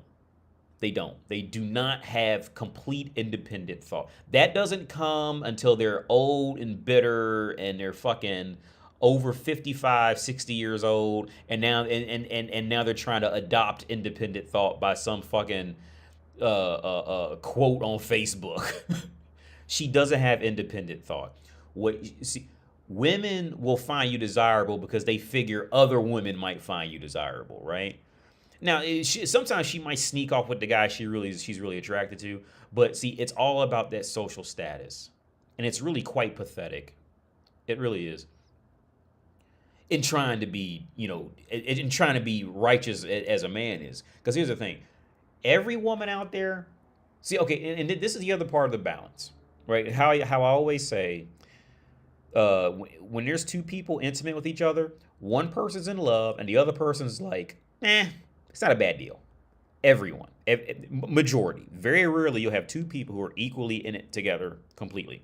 One person is dealing with bullshit, is putting up with bullshit because they're like so blindly in love, and the other person is just like, yeah, I really don't care. It's not a bad deal. I'll just stick around, right?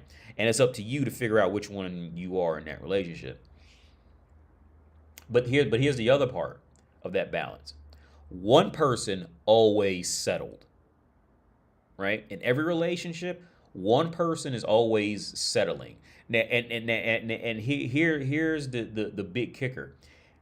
The man is always the one settling, right?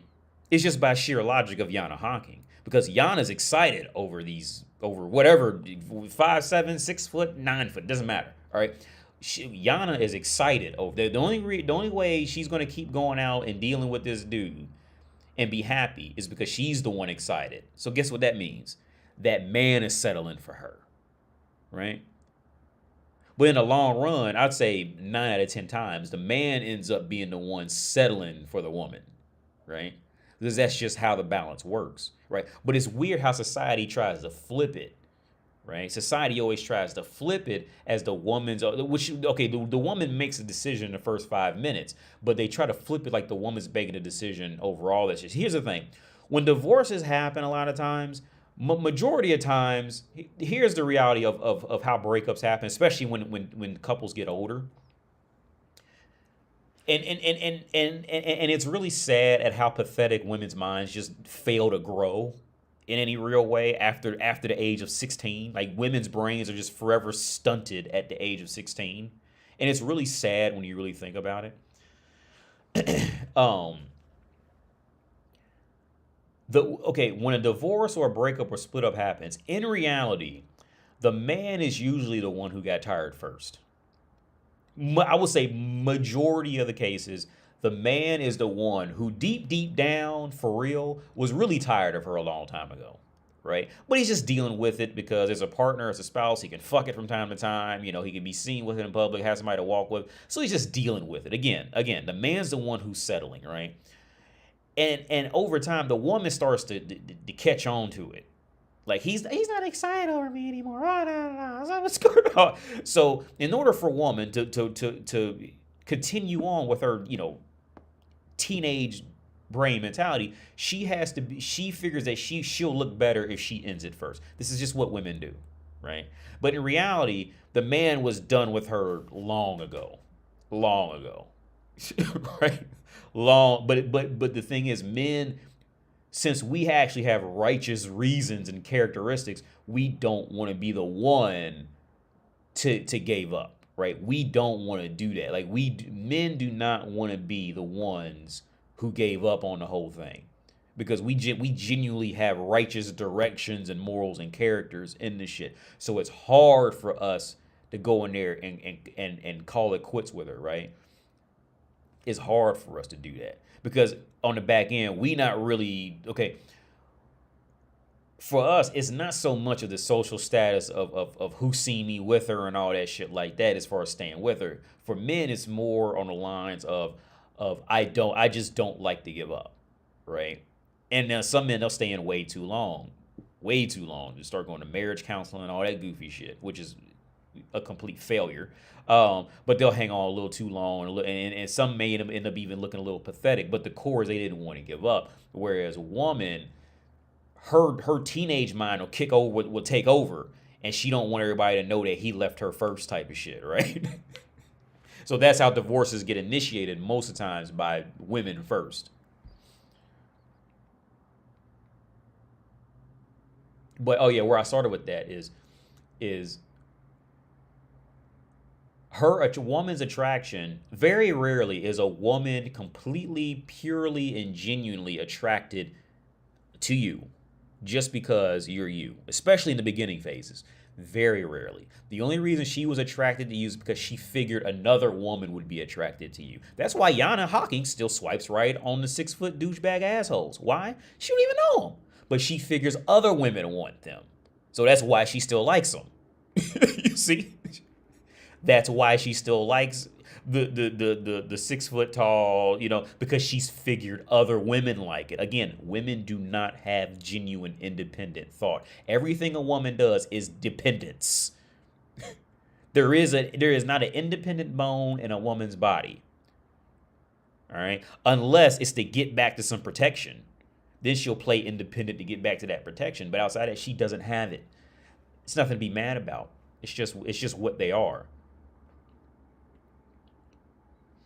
I discovered this the other night when I turned up to a date with a guy who looked far taller than his dating profile pictures than he was in real life. When he stood up from the bar to greet me, I am ashamed to say I was upset when I realized we met eye to eye in sight. And really, really, why?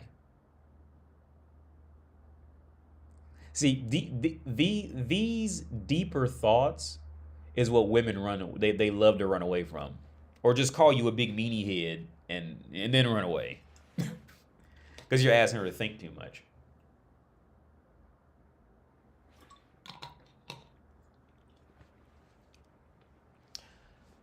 I instantly expected very little from the date, and though, oh well, settle in for a drink and make the most of it. Plot twist, it turned out to be one of the best dates I've ever been on. He was funny, polite, and I looked past the height issue, ridiculously attractive, big blue eyes, broad shoulders, and confident in spades. I woke up the next day on a high and also a hint of regret. How many awesome guys had I missed out on meeting because I had literally overlooked them?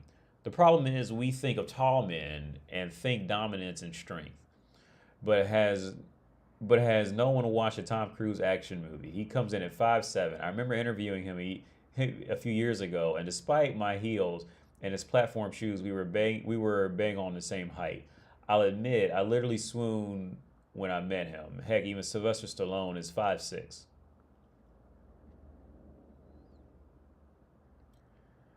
Then there's Jason Statham at 5'10", Zac Efron at 5'8", and both. You see, just like, could you imagine if a man wrote an article like this and the backlash all reject women would have? Oh my God, I dated one girl. She was 5'4" and I only went 5'3". Like. And both Bruce Lee and Al Pacino at 5'7". Oh yeah, Mark Wahlberg's 5'8". Good Lord, even Dan Radcliffe conquered Voldemort at a tiny 5'5". And here's a final kick in the pants. Both Brad Pitt and George Clooney come in well under 6 feet at 5'10" between them. So ladies, what the heck are we doing? These men are laughing all the way to the bank and sitting in front row of Victoria's Secret shows. So yeah, we're being picky. But don't just take my word for it. Since science actually proves they are superior to males. A recent study by eHarmony found that the shorter men usually compensate for their height. They tend to be sensible, kind, and less likely to cheat. Well, that's a bit of a treat there, even though it contributes to the house chores and make better.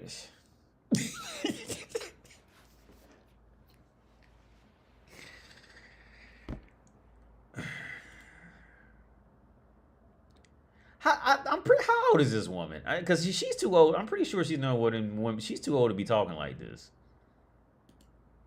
I'm pretty sure she's got to be in her 40s. She's been doing this for a while. How old is Yana Hawking?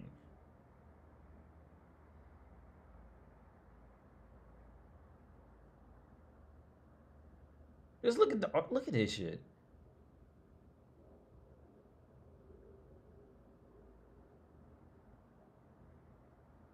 Oh, this must be April Fool's. She actually got a man to stay around. It's on April 1st. Yeah, that's a good April Fool's joke.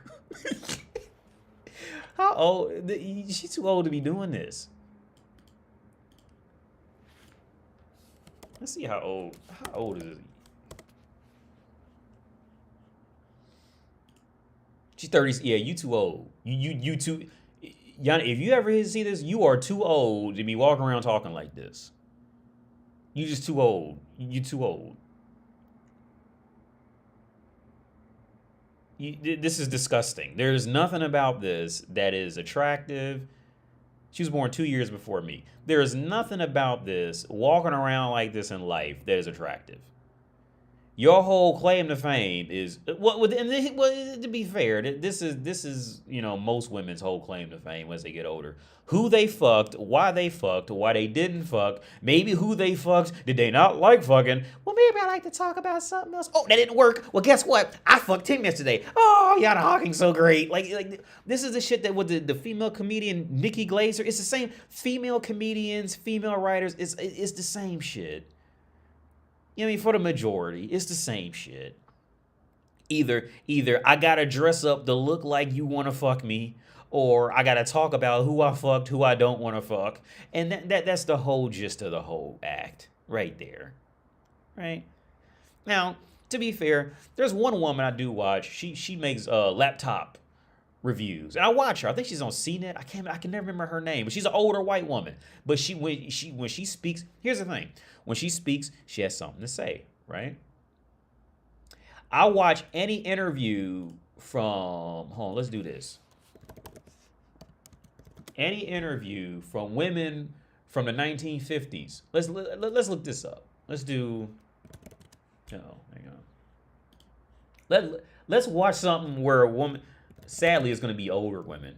Women from... And just listen to how they talk, right? Not this old goofy shit. Let's do... No, see, this is shit that feminists got in... Okay, let's do this.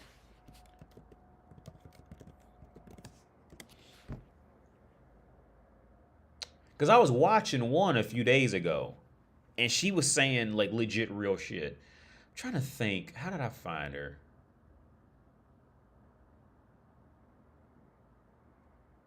Or hell, just even an old, I'd say even just an old Joan Rivers act. Like, if anybody's in the female community, watch Joan Rivers when she first started. Like, she was actually saying something. Like, it's here's the thing, it's so awkward. I think, was it this one? And how it works, you never find what you're looking for when you're looking for it.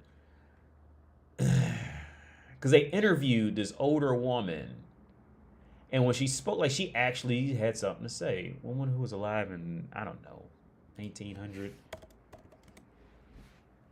Here it is. It's probably going to get copyrighted. But you know what? I'm so desperate to just find a woman who just, when she's asked a question, she answers it directly with some sense of direction.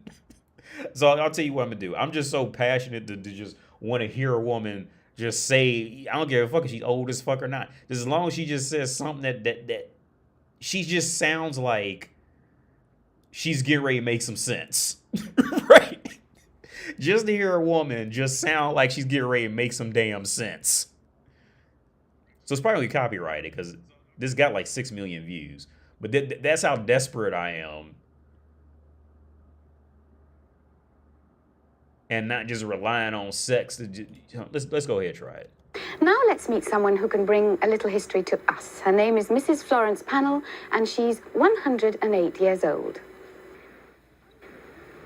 Unlike most women of her time, Florence Pannell managed to set up her own beauty care business. She worked for many years in Paris and in London, and she knows a great deal about fashion. Florence, tell me, was it all right for a lady to show her ankle? In Paris, nothing mattered. But I'm speaking of years before that. Years. When I suppose I was about 10. Yes. There was a cartoon in Punch of the old-fashioned bus with the seats going parallel with the bus. And all the men going like this. Yes. What were they looking for? There was a woman crossing the road and holding her dress up and showing her ankle to there. Tut. Florence, Yes. tell me a bit about how you managed to start your own beauty business. No lady worked in those days. It was only a companion or a teacher. She could be a hospital nurse. But not private. So it was difficult. Oh, for women, shockingly difficult.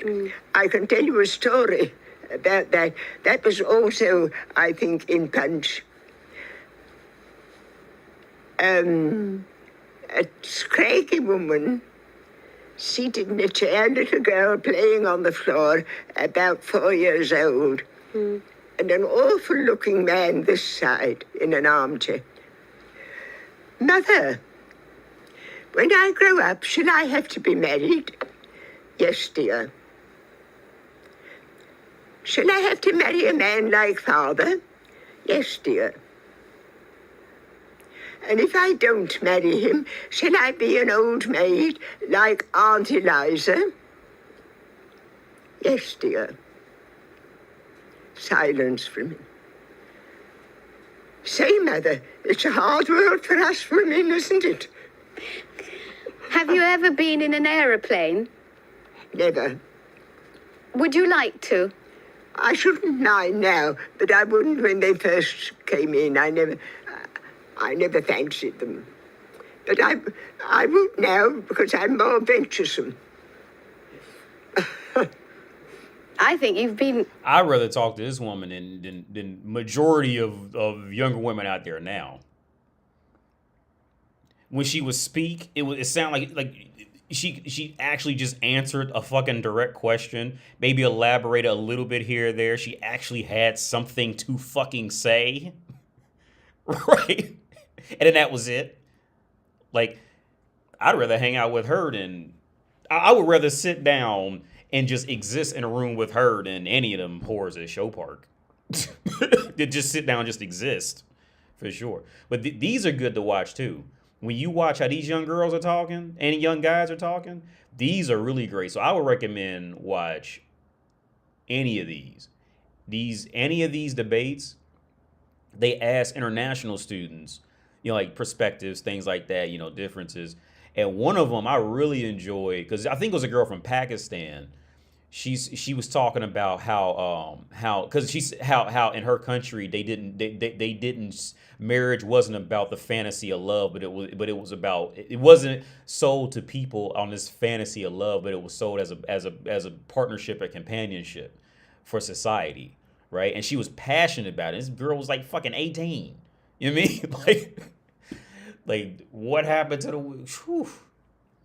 But I would recommend any of these are worth watching. So I'll tell you what, let's go ahead and try to watch one. Because with these are just old vintage clips, so they can't really copyright this shit. Because this is old shit. So let's just listen to how they just speak, how they just talk, right? Now, our discussion is going to begin with some discussion of religion, since nearly all the world's great religions are represented in our group. But first, let me introduce to you the guest. Here is Philip de Vargas from Switzerland. Philip, however, was born in China, near Peking, I believe, Philip, weren't you? Oh, yes. Where his father was a professor at a missionary university. This is Matani Mojadara. Matani is 16 years old. She comes from Thailand and seems to be starting a Forum family dynasty because her older sister, Myra, was the delegate from Thailand 3 years ago, and this year, Matani won. From Pakistan, Rasul Nizam. He comes from East Pakistan. And from India, Vangala Ram. Ram's just been up at Yale University this afternoon and was delighted to find 4 or 5 of his father's books in the Yale University library. To open the discussion, I suppose we should start, first of all, with asking each of you to tell us what the main tenets of your religion are. Would you start, Rasul? Yeah. Islam is not a religion as the word is defined by an English dictionary. Islam is a definite way of life, social, political, and moral. And in Islam we believe in the oneness of God, and all are equal before God. It is not a mode of worship. And we also believe in a holy book called Quran, as you have your Bible, the Christianity has. It's quite similar to Christianity. And nobody has any preference from God in our religion. All are equal, as I told you before. And in social sphere, everyone is equal. And especially in mosques, all are equal. They pray together. The servants, the ruler, the poor, the rich, all are together in the mosque. They don't have any special seat. And at the time of pilgrimage at Mecca, all are supposed to put on a special dress, a cheap dress, so that they all look alike, so that they don't look like rich or poor like that. Is it true, Rasul, that you memorized the Quran? Yeah. It's a pretty thick book. Have you memorized some of it? Oh, yes, I memorized half only. Half of it? Are you going to go on with the rest yes, of it? I must go through it. Now, Tina, tell us about Buddhism. Well, Buddhism, our state religion, teaches us to be passive and live contented in what we have, we be, or we do. It is a religion without a God, but we have a belief in the transmigration, by which life is, every life, be divine or human or animal, is only reckoned as a phase of a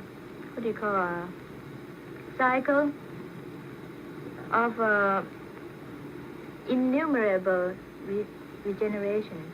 The transmigration, in other Yes. words, you go through many different lives as you seek to reach what? And the belief of the virtue of the action, that every good or bad deed is reckoned to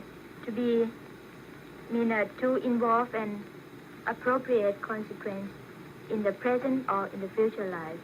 It has no right, no sacrament, no formula. Very different in Yes, that from very the Christian different. religion then. How about Hinduism, Rob? This aspect of Buddhism, which you mentioned just now, is called... Yeah, so I ain't gonna play the whole. This is a 25-minute long video, but but yeah, man. Like I used to watch. I'm pretty sure I seen this one. I don't know if you guys see where my mouse is, but yeah, you can see where I'm pretty sure I watched that one on my iPad. But it's just tons of these, man. Like when you watch women from, well, pretty much before the 70s, that's where you're gonna get a whole lot more decency in fucking speaking, just on average. It's like approaching random bitches on the street and shit. You know what I mean? Like, that's where you're gonna get like a whole much more like just relative, just decent, just more humble, decent, down to earth, just logical, just thought pattern and process. And then after that feminism took over, that was it. Lost all hope of that. It's over. It's videos like this that help you put together a pattern of what dumbing down a society can do. Yeah, I agree with you, man. Don't you think most women after 50 are set towards this trajectory to think more like a man? Well, yeah, because they just don't tachyon, because they just don't have an option. Once they get that much older, like because they can't just walk around and get by off of how they butt looked in a pair of pants. So like that's a big shift. That's a big shift for women, man, is when they get older. Like it's nowadays, I say especially nowadays. Maybe I'm sure it was still hard for them too, like in older times, but nowadays it's far harder because they just surrounded by fucking trying to keep up with magazines and movies and the new cute bitch and all that, and it's harder for them. There's a video from the 50s about women see as a real man or something. The whole comment section is about what you're talking about right now. Yeah. Yeah, man. Like, yeah, you just, and then hold on. And then you go from, hang on, let me put it back. Then you go from that, hang on. You go from that to, yes, girl. Yes, girl. I can't decide when if I want to date a man who's not 6 foot tall or not. Like, you fucking dumb cunt. Are you that fucking stupid? You go from actual intelligence and being comprehensible logically to girl. Nobody ever tell you what you a woman. Nobody tell you what you gotta do. You a woman. You strong and independent.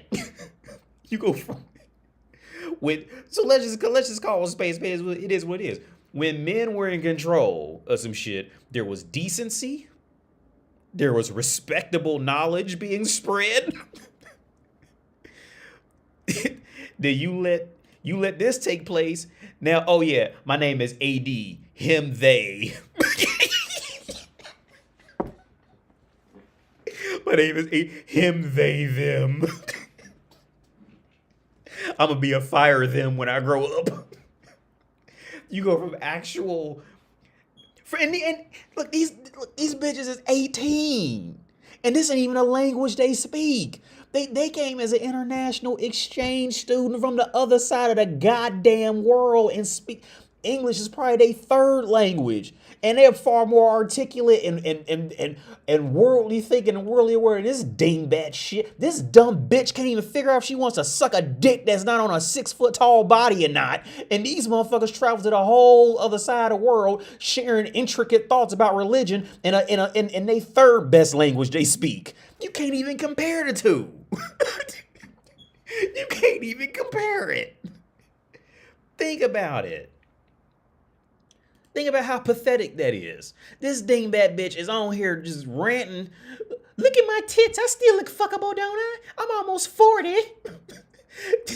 And she got to convince herself to suck a dick on a man who's not 6 foot tall. She just wrote a whole. This bitch wrote a 4-page essay on why she should start sucking dick on a man shorter than 6 foot tall. She dumb and she's so fucking stupid she can't even figure that out. Fucking idiot.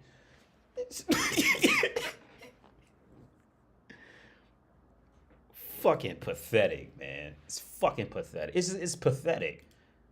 This shit is gross. Like modern, you're fucking gross, Yana. This is disgusting, Yana Hawking.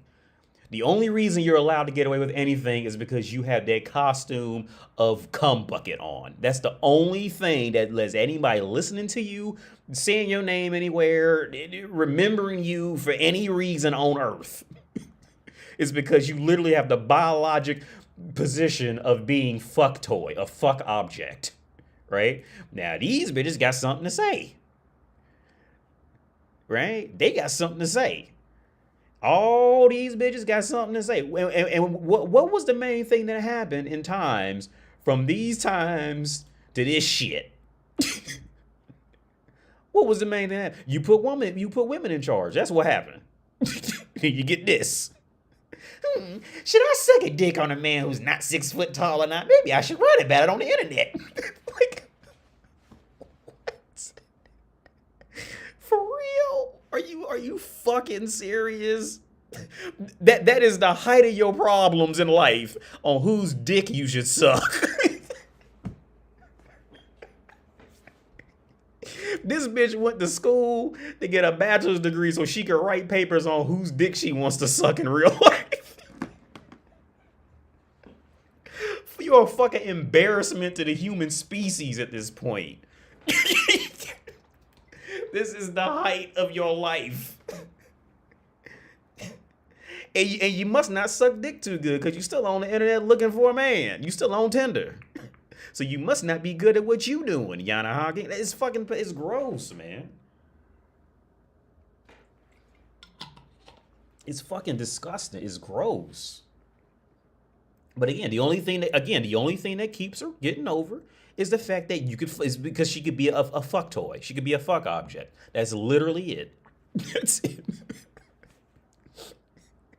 Her, Brittany Renner, whoever, all them hussies. That's the only thing that's keeping them up is because they can dress up to be a fuck toy. That's it. That's it. Right? But again, when men were in charge, when men were openly in charge, you can literally fly people, you can fly boys and girls from all over the world, sit them in a room where none of them speak the same first language, and have them give a complete, thorough debate on copious topics. Not after this shit took place, you can't. It's over, it's done, you can't do it no more. Don't nobody tell you what you gotta do. You want to do whatever you want to do. You gotta listen to no man. You just take man from the court. Take all some money. You gotta listen to nobody. You strong and independent. The fuck out of here. If society has showed us anything, is that again, there's literally no benefit to leave in putting any more than the one unicorn or woman in power. There's no benefit. It's just none. Any data that you pull on, pretty much after the 70s and 80s, is all negative. There is not, the only positive is the only positive that came out the 70s and 80s is that women can still just fuck. They can biologically fuck and get pregnant. That's literally the only benefit, is that they can at least still procreate. That's it. Outside of that, if you look at mental illness rates, you look at marriage rates, you look at here's the other part that's actually, I just read this morning. Now, I didn't know this. High school graduation rates have also gone down too. But you know how they hid it? To further hide this whole dingbat feminist movement and thinking that women were actually helping society. They were including they were including those who got their GED in the high school graduation rates. So they were actually falsely reporting it the entire time. They had gone down 15%. Right? I think it was 10 to 15% because they were adding in GED rates. And then just a further rant on that, the quality of life after getting a GED or just not graduating high school in any form were literally, there's no difference in them. The difference doesn't come unless they've actually graduated from high school, right? On a statistical speaking level, if a person had dropped out of high school and then went and got their GED a year, 2, 5 years later, whatever the fuck, statistically speaking, there's no difference from somebody who just never went back and got it at all. So it's not really the piece of paper that you get that's doing it. It's more the seeking out to accomplish the time in high school, right? And then, of course, it goes up from, the quality of life goes up from there. On average, well, at least until fairly recent, of level of education and quality of life. And then quality of offspring in their lives based off the education of the parents. All that's still, So, okay, yeah, so let's go on a rant about that. Because now I'm thinking about that paper I wrote. I wrote like a 30-page paper on it like years ago as a thesis. And the numbers in there, like, see, these are other areas that women do not want to talk about, right? Because if they do, they're gonna find that, we did this and we fucked up. So they always dive in and dive out. They never really gonna try to break down anything. Yo, thanks a lot. Yo, thanks, $10. Yo, thanks a lot, man. Appreciate it. But let me get this started and I'm gonna read it. I'm gonna try to, because I get the babbling so goddamn much sometimes. But so I remember like certain statistics. So let's say like an African American woman, if an African American woman ends up pregnant before she's 21, she has literally a 4% chance of attaining an associate's degree, right? And it just gets worse from there. And here's the funny part that modern feminists always try to come in and act. And this is the woman's. In situations like this is where, because I know where every paper I've ever read, every essay, any book, any chapter I've ever read of a bigger book, whenever I get on a topic of modern feminists and their answer back to it, it always is a waste of time, and it always comes back to, well, men should just give us more. Men should just give us more because of history, right? But then the women never go into history. So I want to break down how the workforce ended up, why women earned less, and why women initially earned less. It's the same reason as it is now. There's no difference. And women's inevitable in resolution is, well, I'm a woman, so you should just give me more shit, right? The reason why women earn less, and the reason why they're generally going to be behind in the workforce is because, one, they're only going to apply to jobs that are comfortable. They're never going to, with this whole fight for equality, I would love to see statistics on how many women apply to be plumbers, how many women apply to be construction workers, how many women apply to go into HVAC working, how many women apply to be electricians, auto mechanics, you name it, concrete layers, you name it. Women do not want equality. They just want the more benefit. And to prove my point, see, before 1920, the workforce was severely in men's favor, right? Because you got to remember, these are harder times. You had to work harder to get anything done, right? Unless the few jobs they could be a barmaid, these were rare. These white-collar secretary jobs where you didn't have to pick up anything heavy or get too dirty, these jobs were, relatively speaking, very rare. These were not common jobs, right? The majority of jobs, you had to get super dirty or pick up something super heavy to move anything to get paid, right?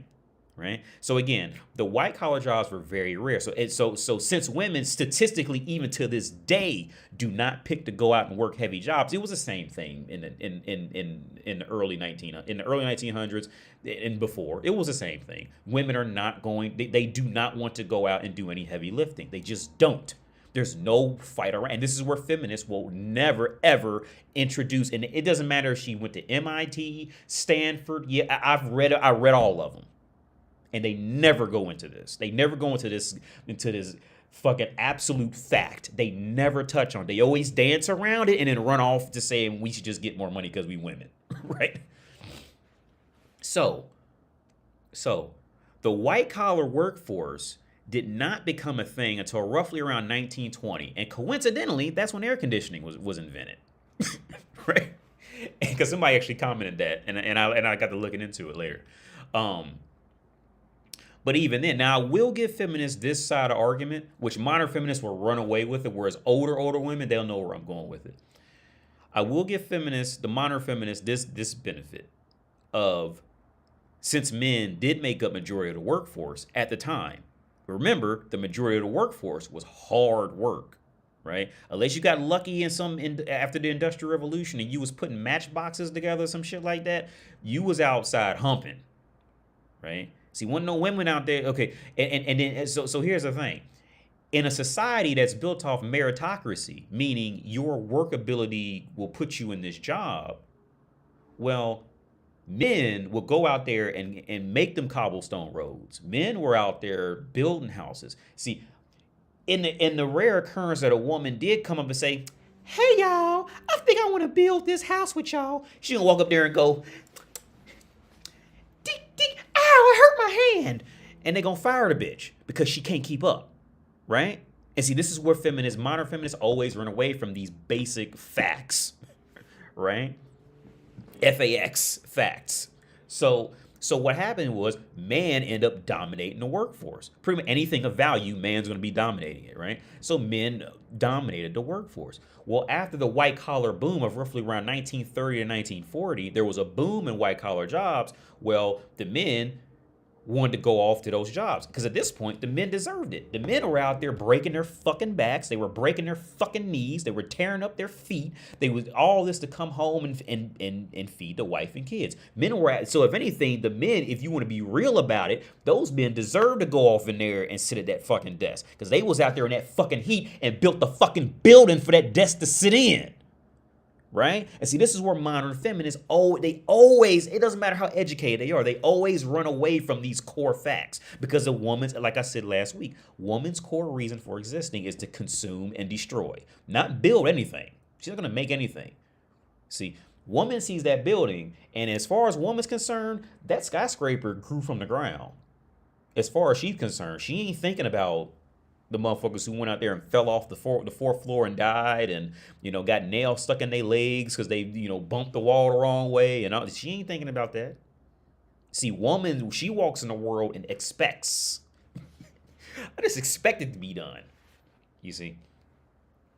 So of course, so when women wanted to go to work, well, it was harder for them to find jobs because men wanted those white collar jobs, right? So women were complaining about that because some women. Now there was a part of the population of women who knew, like, yeah, somebody has to raise the kids. So the next argument, and go look up any feminist the modern feminists who were going to fight this. The next argument was, well, women don't get paid to sit at home and raise kids, so the women should be getting paid for sitting at home and raising the kids, right? Now, that's woman's perspective, because again, woman she walks around and expects things. She has no interest in building or creating anything of value. Well, as we've seen after World War II, the reality of what happened was when the women went out there and started going to work and the men came back from war, or the young men grew up, well, guess what? Now you have double the fucking workforce. Where is all this extra money supposed to come from for double the workforce? See, woman doesn't think in this. She doesn't think along these lines. Woman's mind goes, well, just print off more money.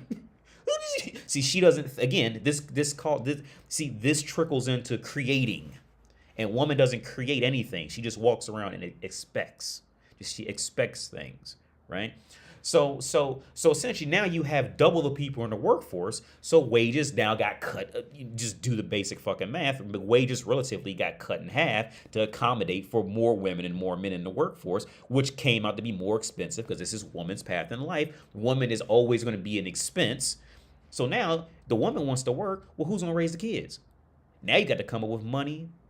Now you have to come up with more. Now y'all got to spend more money on somebody to raise these kids while the woman decides to get up and go to work. That's more expense. And guess what woman's response is to that every time? Well, the government should just give us more money for childcare.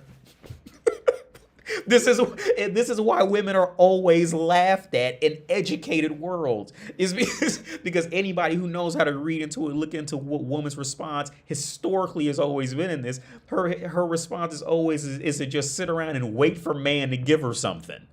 That's it.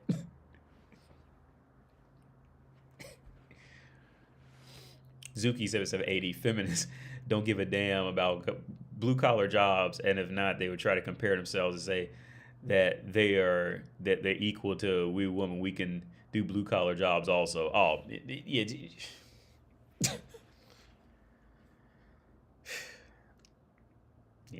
Yeah. I'll tell you, every time I've ever any scholarly article that goes into it from modern feminists, it inevitably dives into you should just give me something because I'm a woman. Every time. No, oh yeah, well, modern, yeah. Now with feminists from the 40s and 50s, they'll be on to something. I'll give them, and even then, I was watching some older female feminists. Now she eventually did trickle back into, well, you should give me something good because I'm a woman. I don't want to build anything. I don't want to make anything. I'm just gonna, as woman, we just wait on man to make something, and then you just give us something out of it. That's woman's role in life, dude. Like, and I'm not saying this to be mad at women. This is what they are, right? She's not gonna, like I said, in experiments, in theoretical experiments, because you can't really prove it, because it just is okay. I got to read his comment too, the donation from JJ. But if you were to put a group of men, let's say like alone on Jupiter, right? And then you put a group of women alone on, let's say like Saturn, right? And and you give them just a big ass rock, right? Right? And you just leave them there for about 10 years. Man will go out there and figure out how to do something with that rock. When you come back, that rock is not going to be that same shape. It ain't going to be none of that. You're going to come back and that rock will have turned into something, right? Now, with women, you can leave them over there for about 300 years. And you come back and that rock going to still be sitting right there. You ain't going to change it all. They ain't touched it. They ain't. Because again, women do not create shit. I gave another example about telephones. Like if you gave like If you gave motherfuckers like for the older generations, like the cord telephone, if you go to like a civilization of men and civilization of women, and you give them both a cord telephone, in 10 years, men will have figured out how to at least how to make that motherfucker portable. Women, they'll still be sitting up with the same cord telephone, and they might just paint it a cute blue and put something shiny on it, and they be sitting up with the same telephone. They're not gonna grow. They don't. It's not in them biologically to do it. There again, like I said, there is no evidence throughout human history where groups of women have gotten together and created anything of value. You will not find it. Go read any amount of archaeology, and from anything throughout history, you will not find, outside of getting them to try to look more fuckable, you will not find any part in time where woman has gotten together and created anything of longevity value. Again, outside of making herself look more fuckable to the men, you won't find it.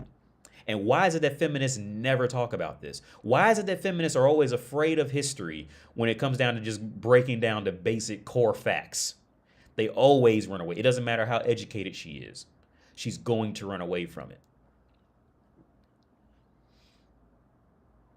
A big part of it is that most men want to work smart, not hard, but women don't want to work at all unless it's easy. Yeah. And I'll add one thing to it. Women, the only time a woman will go through any hardship is if she figures there's a man on the other side of it that'll fix her or save her. The only reason women get into any types of donating to any causes for hungry children, the only reason women try to do anything as righteous in life is because she figures there's a man who's going to respect her when it's all over for it. That's it. She's not doing it for herself. Don't never fall for that illusion. The women do, majority of women you're going to come across in life do not do any, there is no righteous way in woman on a whole to carry out any action that was merely of righteous act, unless there was a man that she's trying to get on the other end of it to protect her, to protect her. Not just any regular dude, but a dude that she fears is going to protect her. Any woman you see going to Africa feeding starving children, any woman you hear of donating anything, any woman you hear of doing anything along those lines, she's doing it because she figures that there's a bigger, stronger man that's going to recognize her and say, she seems like a nice woman. Maybe I should go over there and protect her and fuck her. That's the only reason she's doing it, dude. That's it. Again, look throughout. You might find an anomaly here and there, but for the most part, women do not do righteous shit just to be righteous, right? Let me read this donation. Yo, thanks a lot, man, for this $10, and thanks to everybody who donated. See, I saw this tweet by a chick saying, "No one's a bigger hater than a man you won't let fuck." And a bunch of women like the tweet. Why do Western women say shit like this? Loving the stream, by the way. Yo, thanks a lot, JJ. Man, women will, okay. Saying literally anything negative about a man and sex is an immediate win for women. Step one. You have to remember that. It could be any negative thing associated with a man and sex. It doesn't matter what it is. Size of your dick, the size of your ass, the size of your hair, the size of your eyes, the size of your nose, whatever. Doesn't matter. And see, this is where the bigger thinking comes in. This is where women get lost. This is the bigger thinking. It doesn't matter what it is. As long as it's something negative and it's associated with men, that is an immediate win for women. Immediate. Now, the reason why she said it, why she felt like she had to say it, could have been anything. It could have been her mother made her mad. It could have been the dog came in and there's mud on the floor and some of the mud got on her dress and now she's mad because she was still a little salty because Sarah got the attention of John at work and now she's got to go out and do it. Or maybe she just got in her feelings because she didn't let a guy fuck. But usually it could be anything. There's no trying to figure out a woman's opinion on anything is worthless. right? Because it'll come from she'll take that emotions out on anything. Actually, I got done reading part of a philosopher. He said, nature has limits. Human opinions have no bounds. So don't even try to keep up with human opinion. All right? Because human opinion will know no bounds. Something like that. See, nature will eventually have enough. But humans, they ain't on no bound. The humans never get enough. The planet Saturn, this will have OnlyFans.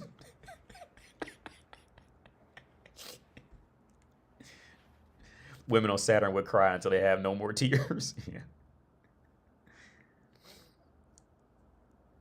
Same pay, brother. Oh, ribeye make to. Oh yeah. That whole wage gap is literally an illusion. And remember that. Y'all remember? Hold on, let's look it up real fast. Oh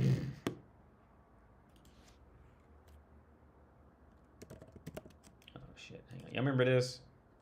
Oh wait, where's my Google? Y'all remember this? Because the feminists thought they knew what they was talking about. Because again, in society, if a woman just says man did anything, the world will immediately believe it. But yeah, Google agreed to pay $100 million. Yeah. So the feminists tried to walk into Google and say, yeah, like you've been paying the women less.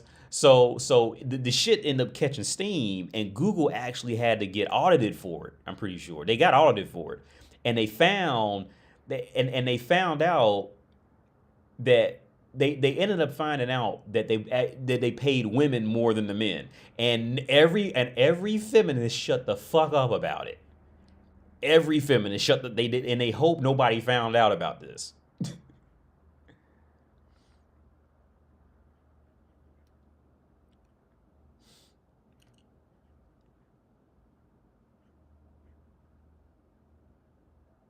Because these things are like wildfire.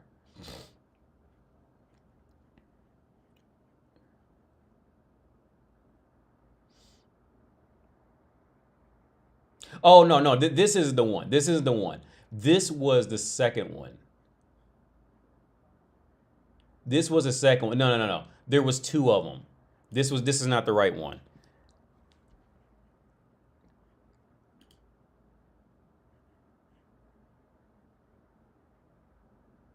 Here it is.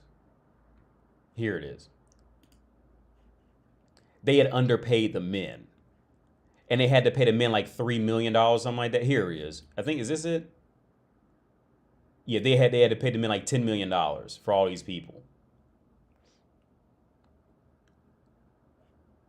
But here's the thing.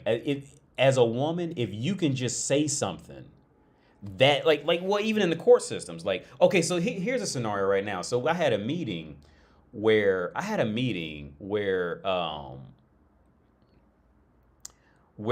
this kid this girl tried to say that he raped her, right?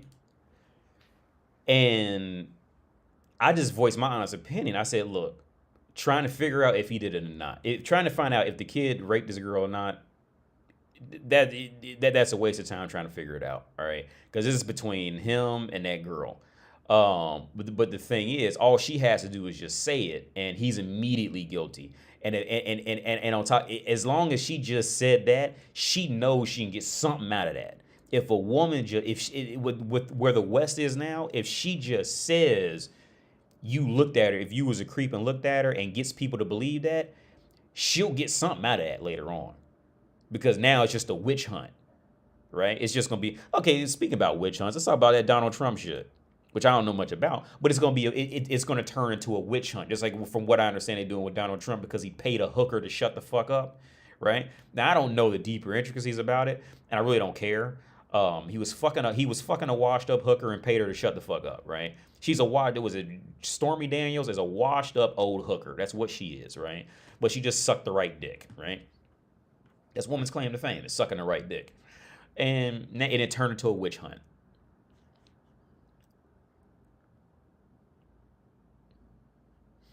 A woman will grab Starbucks and be on a Zoom meeting for an hour and think she's working as hard as the men building infrastructures of the company. Oh yeah, August line, yeah. And on top of that, she's gonna walk in there and try to be the CEO. She's gonna walk in there and be the CEO of the company in 5 minutes because she looked cute in a skirt and said 3 words with more than 2 syllables in them. Yeah. But yeah, man, like. Yeah. This is just sad, man. Watching teenagers in the 50s from all over the world come together and be this intelligent to not knowing if she could suck the right dick or not knowing if she can. Oh, you can't see what I'm looking at. We go from this to a 40-year-old woman trying to rationalize should she suck some dude's dick who's not 6 foot tall. That's sad. That's sad. She should be ashamed as a woman, as a human for this shit. That's the biggest problem you got. It's so much of a problem. You had to write a fucking 4-page essay on it. This is pathetic. This is pathetic.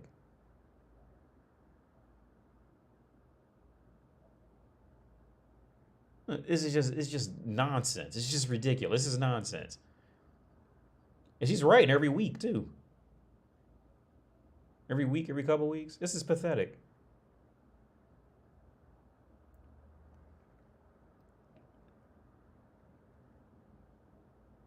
Again, if you're a woman watching, if you want to be a great woman, just look at this woman, use her as a study guide as to what not to be like in your life, and you should do just fine. I'll take it a step further. Just watch any woman who's active. Okay, I'll take it a step further. If you're a woman watching and you're wondering how to be a decent woman, I will say this. Look at any and every woman who's on social media and do the opposite of whatever they're doing. Any woman who's active on social media. Maybe not every woman, because I think society's kind of switching over to that now, to people trying to make money off of it, so they can leave their jobs. But I would say look up a decent amount of social media and what the women are doing on there, and just do the complete opposite. Just opposite. You just live in bizarro land for a while. Big part of this is people hiring, it's simps and women hiring because those women are getting paid more than men. Yeah.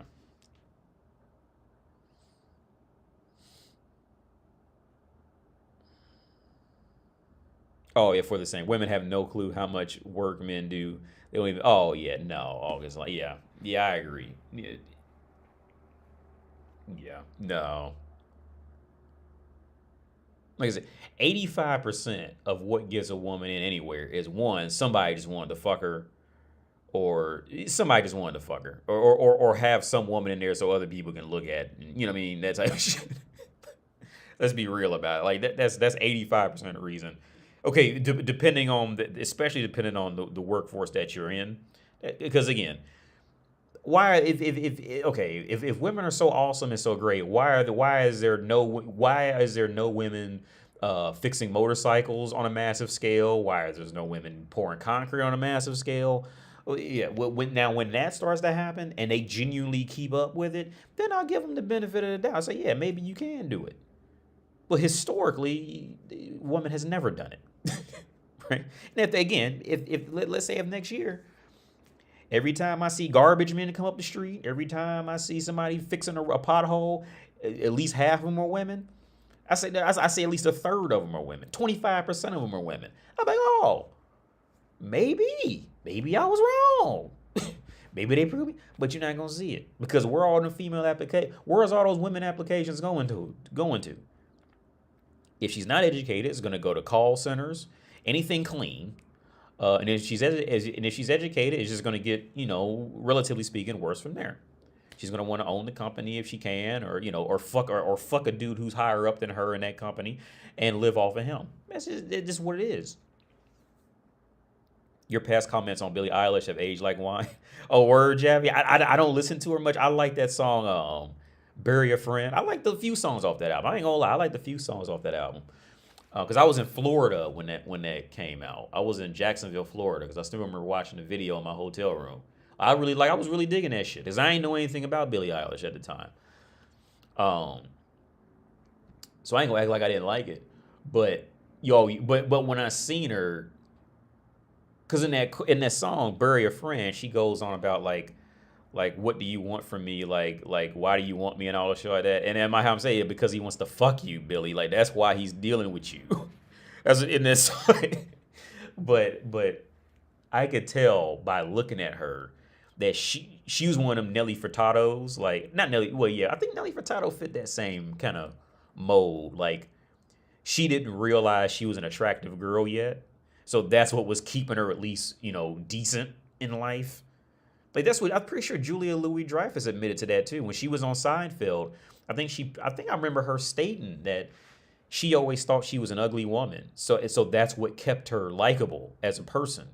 Well, in other words, but that's essentially what she said. That's what kept her, approachable and decent, and and it kept her from being a bitch, was that she thought she was ugly. And Billie Eilish, I think she fits relatively that same boat where she didn't realize that she was at least fuckable, like relatively speaking, especially coming from the UK. I think she's from the UK, especially out there. I say she's a slightly above average, attractive, fuckable girl coming out of there. Now in Czech Republic, she's nothing. She's like a regular old average girl out here, but out there she's probably slightly above average. And she didn't realize it yet. So once she realized she was fuckable, that's gonna be it for high quality thought. That's it. Ain't gonna be no more of that. It's gonna be who wanna fuck me now. She's understood that she's fuckable. It's sad because Nelly Furtado, once she figured it out, she ain't had too much longer because she ended up getting pregnant and that was it. And she could never lose the weight fast enough, and she lost all her fan base. But yeah, I remember when Nelly Furtado found out she was hot. When she found out she was sexy when that Say It Right video came out. She figured out she was sexy then, and that was it. There's you see her in heels and all that. She ain't go back.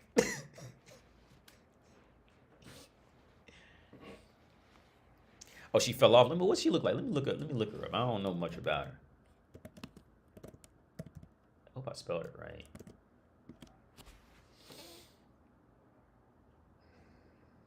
Well, okay, here's the thing. She's realized she's fuckable, but at the same time, she's come up in a different time. I'll say this. She's coming up in a different time. Whereas, let's say, like, in Nelly Furtado's time,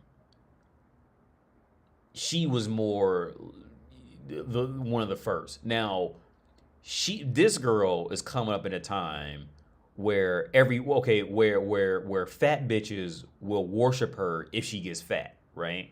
See, back when Nelly Furtado came up in that time, motherfuckers weren't walking around advocating obesity like that.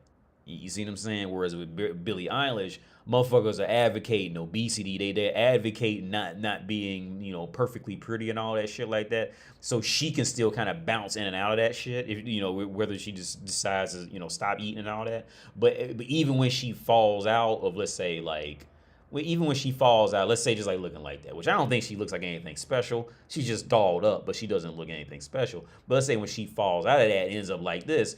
Well, nowadays, motherfuckers go, yes, girl, you look great. But yeah, you look great. Like, no, you don't. This ain't a bad picture, but it's probably doctored.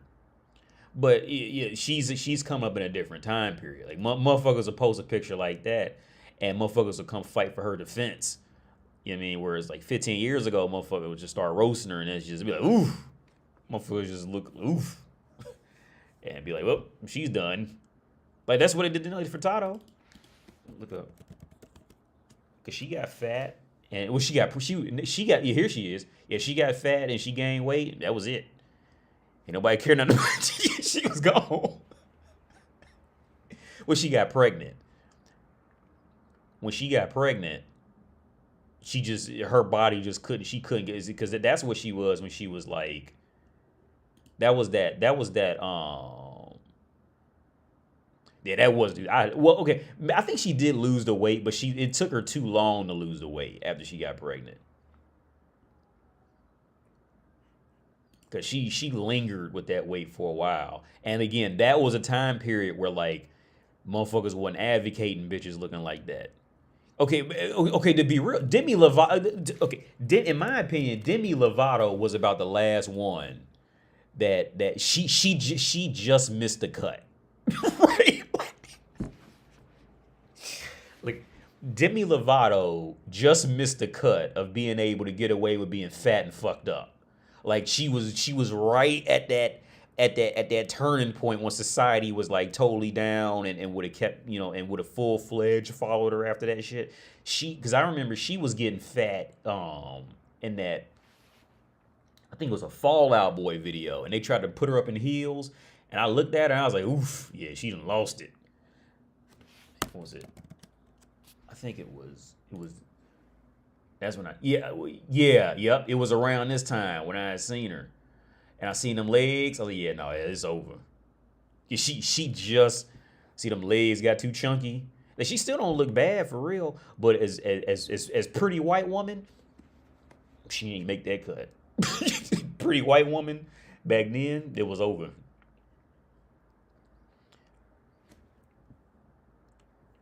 She got too fat. But Billie Eilish, in my opinion, now she's in there. She can go ahead and do all that, and motherfuckers gonna say, don't talk about a woman's body. And motherfuckers, and everybody gonna buy her album. Oh, they roasted. Look at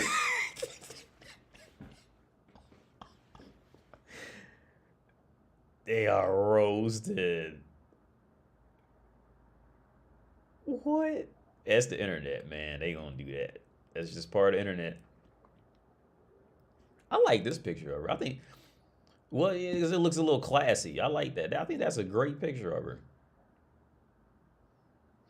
It doesn't take much to be attractive as a woman. Just don't be too fat and just dress like dress in a classy way. That's it. That's literally it. That's all you have to do. Like the one on the right, beautiful.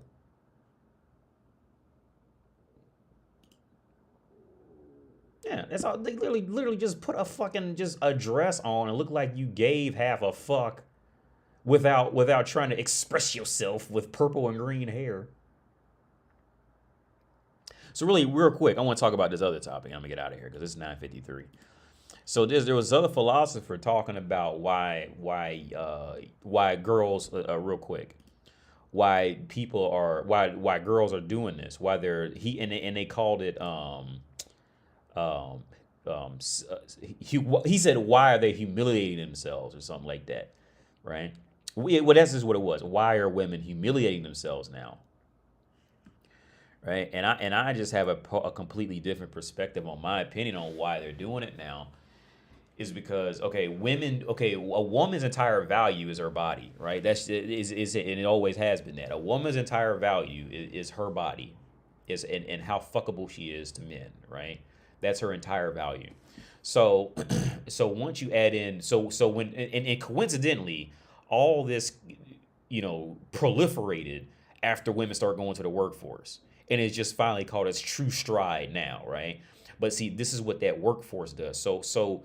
So I say men, the workforce, let's say like what the Andrew Tate do, or guys out here buying $400,000 watches and still low key being like kind of distraught because that watch never completed them, right? Woman's whole value, the women try to put value in shoes and all that, but it's real. A woman's entire total value is in her body, right? Now they try to take it out on shoes and purses. They try because in my opinion, that's just mimicking men taking it out on that shit. In this delusionary way. But a woman's path into trying to falsely find herself is to do this to her body. That's a woman's way of trying to find herself. right? Now both do different, both dip and dabble in the opposite ways, but it's a desperate cry to find who the fuck is the find. It's a desperate cry to figure out who the fuck she really is, which is just like how men. For example, when men get fucked up, now don't get me wrong, resources are an important thing, but men they hyper focus on it in getting a partner, right? To the point where it just becomes awkward, like this hair situation with Billie Eilish. It just becomes it's really awkward, but nobody wants to say it.